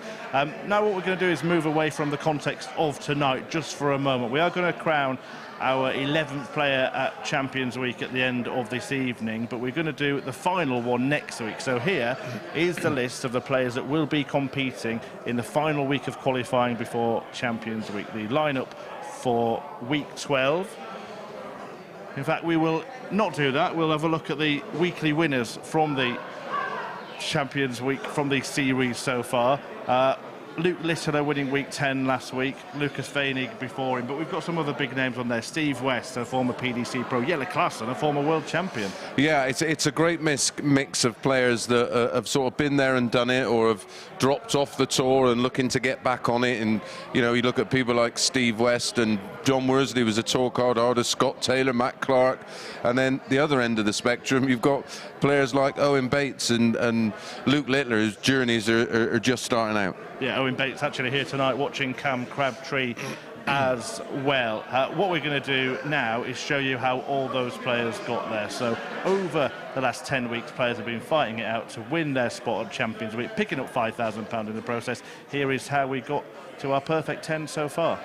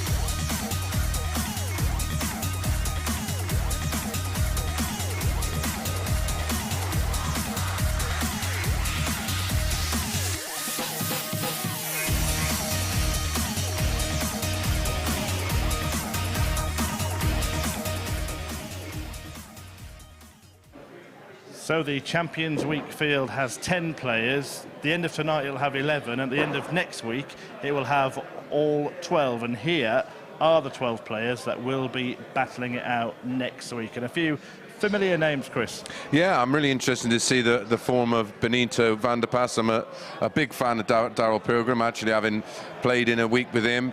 I think it'd be good to see Scott Mitchell actually have a couple of days of darts. I think his game needs that right now.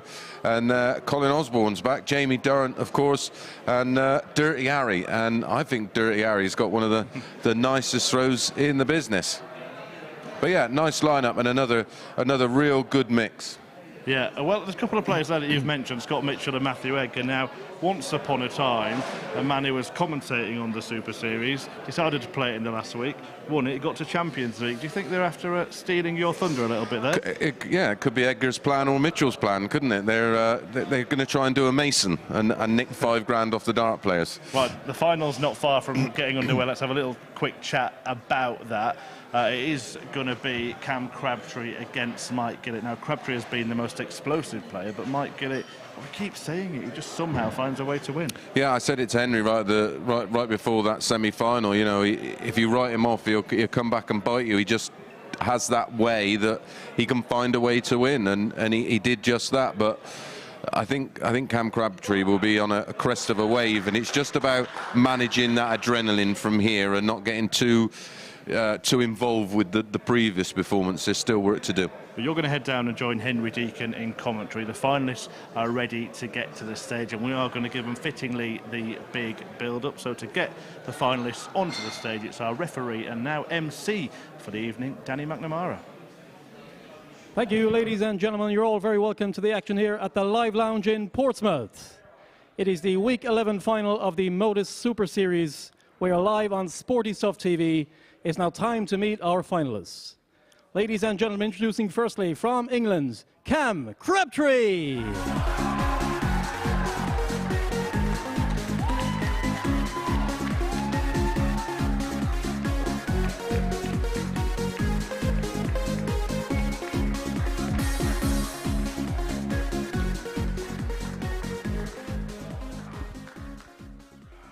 And ladies and gentlemen, his opponents from Wales, it's Mike Gillet.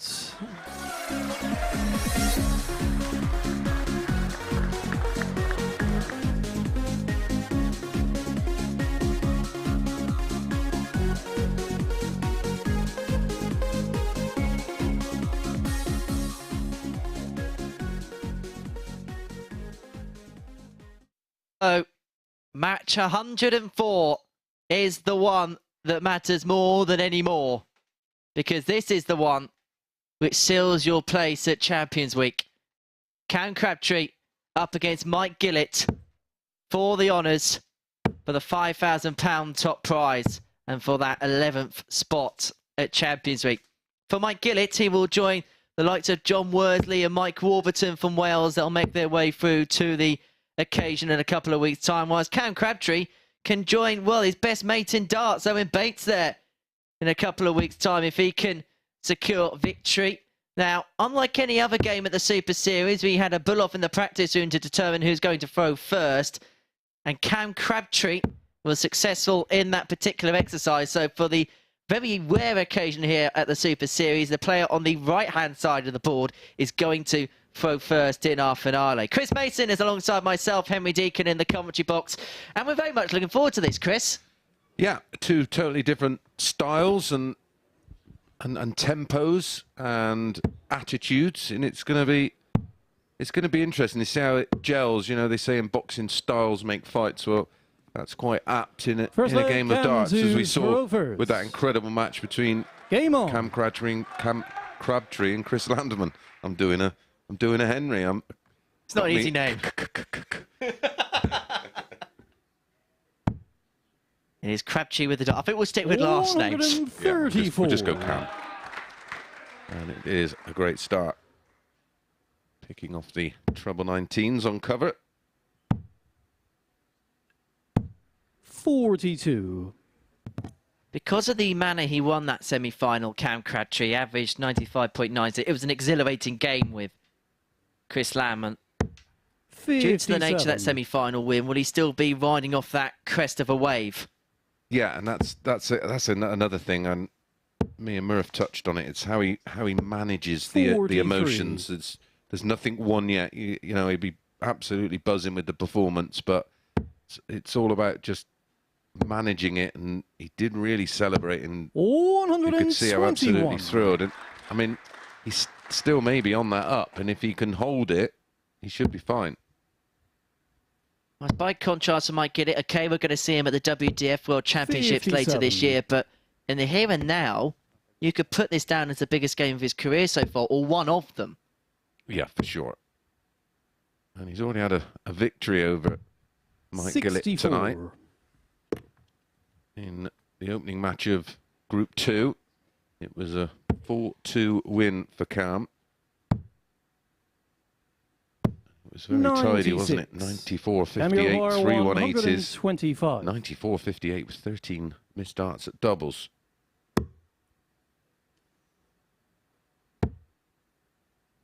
Yeah, of course, locked horns twice in Group B with 65. Cam winning both, so it's 3 out of 3 so far. What impact that will have in a final, we don't know. Cam requires 60. All we do know is in this first leg, Crabtree is going to get the luxury of time to go on and win it. It's 2 darts at tops. Double 10 to take the opener and take command of this final. It was a convincing opening leg win for Cam Crabtree there, as he leads Mike Gillet by a leg to nil, being walled on by a near-capacity crowd here at the Live Lounge in Portsmouth. He's very popular down here, isn't he? Had an incredible reception, as did this man. Yeah, they've all stayed. You're missing out if you're not booked your ticket here on Saturday nights. 93. You're all welcome. Head over to dartshop.tv. £1. That's it. £1 to book your ticket. Doors open at 6:30. 58. All nights of entertainment for £1. Where can you get that? Not on this level. In between the semi and the final, I just nipped out the auditorium for into the auditorium for a couple of minutes, and there was actually a local radio DJ in there, and I was chatting to, and he's not the world's biggest darts fan. He didn't know that the players on show scene, but he wanted to come down, sample the atmosphere, and he said he's coming back again. He enjoyed the night. You want to get on the show and talk about it, pal? Can you imagine me spinning discs? 112. Mike require 170. Not exactly a disc jockey, am I?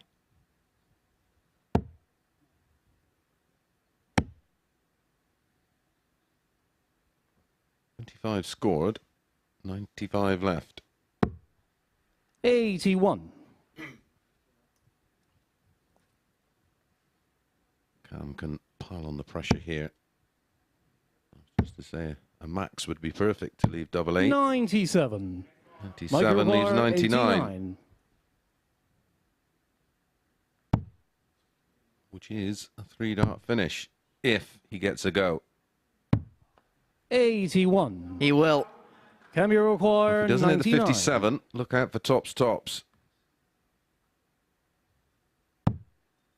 But he finds the treble, which means it's going to be 1 dart at double 16, 83. And he's a whisk of a wire away. Move the wire. Mike, you require 8. One of those you can hear how close it is.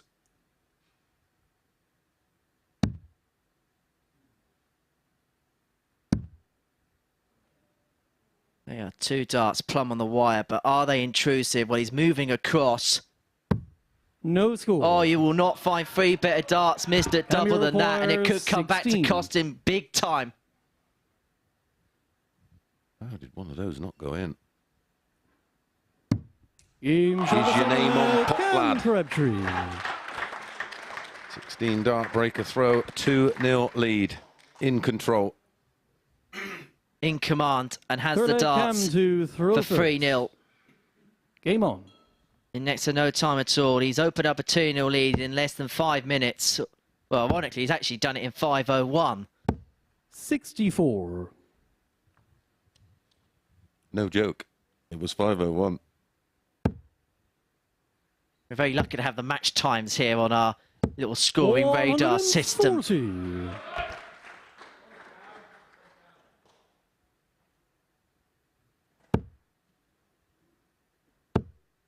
Cam cannot afford to do is think 60.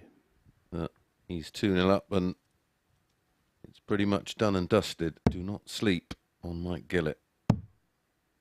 As I've already said, you underestimate him, he will come back to bite you.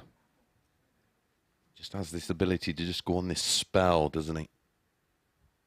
What can't be underestimated in this particular scenario, these are two players that have won a week here, and yes, they've shown some good stuff, but in terms of winning big titles, they haven't got that in the CV yet. So will there be a couple of nerves as that finishing line draws closer? Well, there's not too many players outside of the 95. top elite group of players that have won a $5,000 title. He's giving it some. He's enjoying the occasion. He's enjoying the fight. And that 180 has just kept him in this leg, and it's forced the error, forced the hand of Mike Gillet. So suddenly now he has 6 for a leg, which we thought he was second best in. Yeah, not for the first time in this final. 45. 45 though. He's left himself vulnerable here on 107.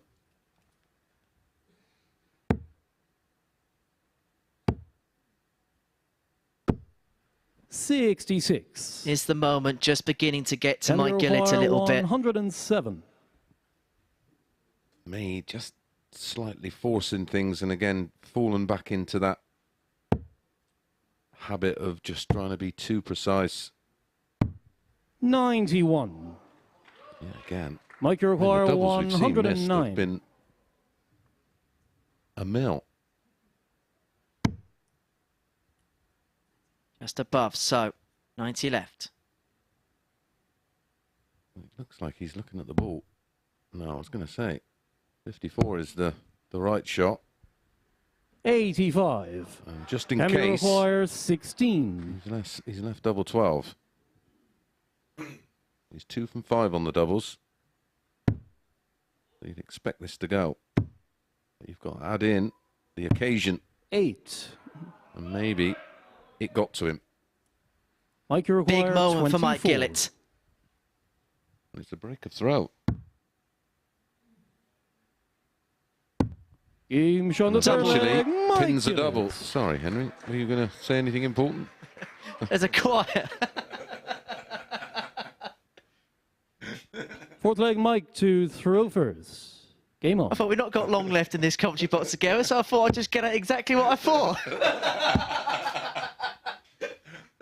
97. Sorry about that. I've turned the camera off, pal. You're not safe. Never was with the camera on, was I? Right, how does Cam deal with the disappointment? 100. Just a ton.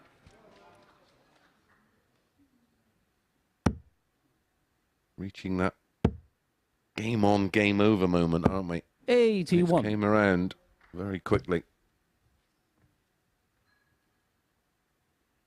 When all is said and all is done and the check is written, we'll be talking about 3 missed darts at double 8. For a 3-0 lead for Cam Crabtree. Well, his response in this leg has been strong against the darts. Ton 40. 81. Again, showing good mental strength and good maturity. I would have thinking, oh, here we go again, not my night. 100. We go back to that scarring.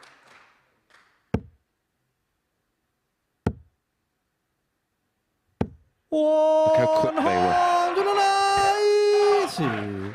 Now we require 161. Oh, this would be massive under the circumstances, under the pressure. 137. Mike requires Not a bad 62. second prize.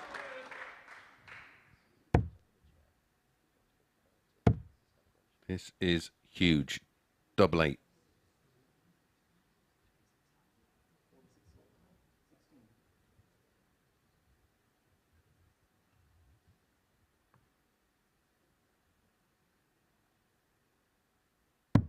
Game shot on the fourth leg, Mike Gillet.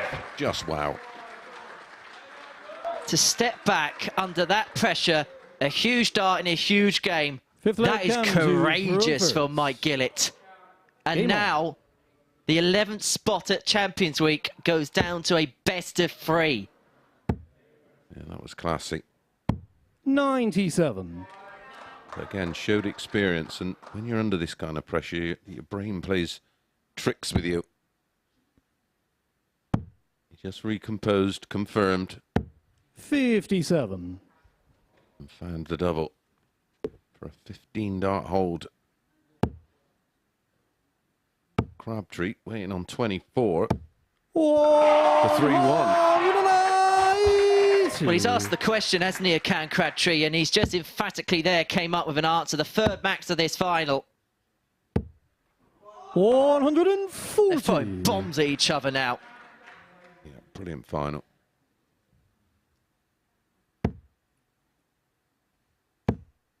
Fitting for a brilliant 100 night. Whilst you got the chance, I'd just like to say how much of a pleasure it's been to work with you over the last few weeks. I know. 58. Can we require 124? I'd like to reciprocate those thoughts. But I'm not a liar. 56. The niceties end there. I'm like that. I'm like that film in, what's his name in there? You know, where he can't lie. 78. Liar, liar. Can we require 68? I don't have it. Sorry, pal. But no, thoroughly enjoyable. Enjoyed your company as always. Managed to sneak out for a couple of shandies as Crabtree sneaks in the 32 to go in front again. And that was another 15 darter. 6-leg Mike to throw first. Game on. And so the situation is quite simple as far as Mike Gillet is concerned. He has to hold throw in this leg to send us to a decider. 100. Crabtree is on the hill. Yep. 2 to play. He's got to win them both. 60. But as I mentioned at the beginning of this game, as the finishing line draws closer, will the magnitude of what someone is about to do begin to eke through their minds? 45. That's something we've got to consider. Who knows what's going through the mind of this young man? 100. I know what's going through this man's mind. Hit 180. That's all he'd be saying. 57. Well, 2 treble visit here. And this man will be on the verge. 97. Big last dart under the circumstances. Just tapping the shoulder of Mike Gillet. But don't poke the hornet's nest. 140. That was a mistake. He's left himself a bogey, and he's just realised 19 was the shot. A single would have left 160. 60. No damage done. Got away with one there. In this scenario, the mind can easily head to shreds. But have a look at this for a setup. Have a look at this for 6 darts. 140, 139. When your back is against the wall in the final to leave tops to send us all the way. Make no mistake at all. He was absolutely under it. 60. And he's produced brilliance. Mike, you require 20. To take us all the way. Just resets.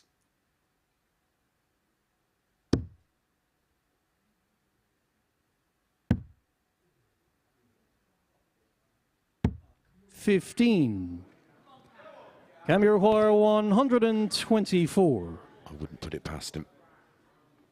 Had some amazing 3-figure outs to win matches. Not this time. Gillet returns for 5 to take us to leg 7. Mike, you require 5. The hardest bit about this is the single one. It goes to about the size of a postage stamp under this pressure, but he's got it.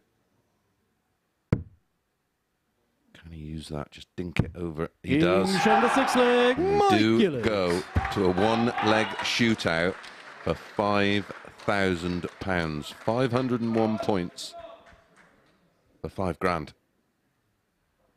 7th and final leg, Cam. One of the biggest legs that these two players will have ever played in their careers. It's Cam Crabtree with the darts. Remember, he had 3 darts at double 8 to open up a 3-0 cushion earlier on in this game. Gillet has fought back 60. into quite some tune. It was a tight-looking visit from Cam. Runs for cover, and rightly so. That was a blocker. 136. When he's needed to, he has pulled out some immaculate 2 treble visits. 91. That's experience. Welsh international, of course. 137. Yet another Henry. And there's not much more pressure I can think of than representing your country in your chosen sport. Oh, wow.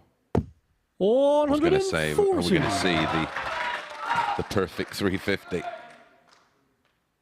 Got him back in the leg. He's in again. 140. What a last leg for Mike Gillet. 136, 137, 140, 88 after 9 against the darts. Cam Crabtree, quite simply, needs something big and then hope that Mike Gillet misses. A 140 leaves him on 70. 88. But for Mike Gillet, is this his moment for Super Series glory? Doesn't recover with a second dart. And so Cam Crabtree, could this be your moment? Oh, Gillet will be fuming with himself 28. there to not get a dart at the ball. Cam, you require At least. 70.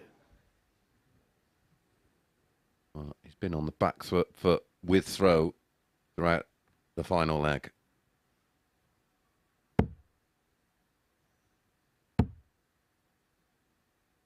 Double 16. 54. And he's missed a match dart. Mike, And so Gillet returns. 60. It should be 2 at tops to get it done, to claim the win, and to secure his passage through to championship. Tops.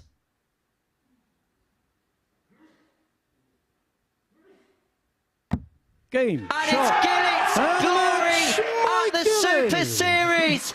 Mike Gillet is our Week 11 winner. He's going all the way to Champions Week. And just look at what it means to him. The sheer, pure emotion runs from his face. A beautiful embrace from both players at the end of that one. That is the sheer emotion of a man that has realised a darting dream. Mike Gillet is our Week 11 champion. Cam Crabtree to part, stage left. What a week he's had. He just fell out short in the end. He had a dart to win it.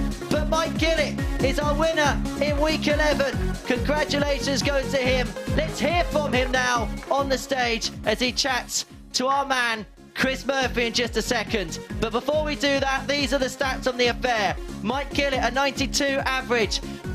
4 out of 15 on the doubles, but he found the important one. That was the match-winning one. And we're going to see him at Champions Week in a few weeks' time. Well, it's been an absolute pleasure bringing you this week. The final word goes to our champ, Mike Gillet. It does indeed. Thank you, Henry. Mike, you seem overcome with emotion. Just tell us what you've been through tonight. Can't yet? Yeah, it's all right. Yeah.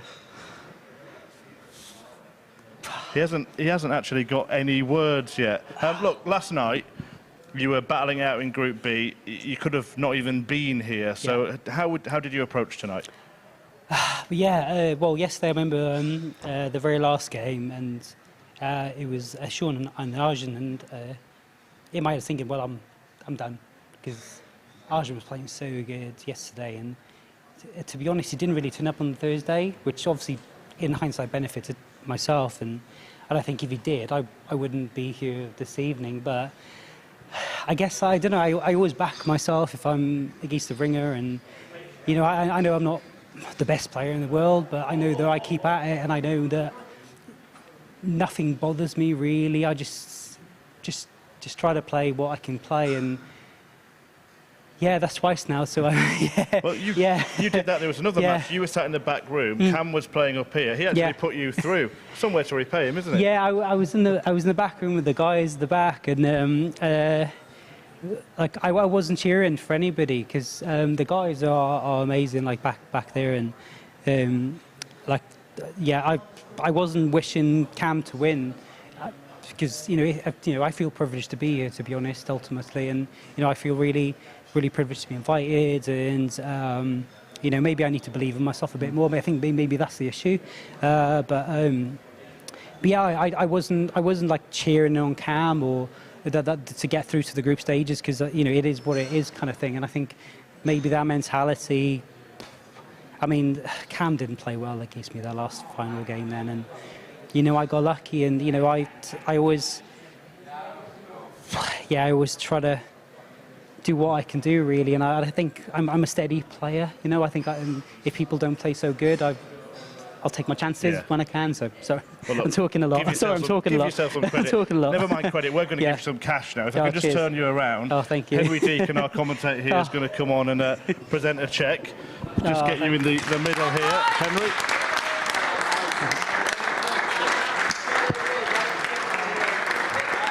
So, ladies and gentlemen, show your appreciation for our winner of Week 11, Mike Gillet.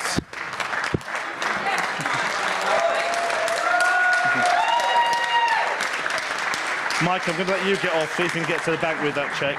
And I'm going to have a final word with Henry. Yeah, you can go, mate. Well done. Congratulations. Henry, interesting night. Mike himself, but he was lost for words at the start. He found some in the end, didn't he? But how did you see it? Because it's some story, isn't it? It's an amazing story, and when you consider the head-to-head record, Cam beat him 3 times in the week before we got to that final. And I think everybody fancied Cam before the off, before the running. And look, Mike pulled something out when he needed to pull something out, and those 3 darts of 3-0 could be a game changer that Cam could have had, and of course he had that dart to win the match. But in those last couple of legs, he found 2 treble visits when he needed to, when it was clutch, and that is what good players do. And I did say earlier on to Mike just there, Cam Crabtree actually put him through the group stage, so that was a bit of payback, wasn't it? Not very nice at all. I was going to say, that's not fair. That's just not fair. You just basically just don't do that to people. Right.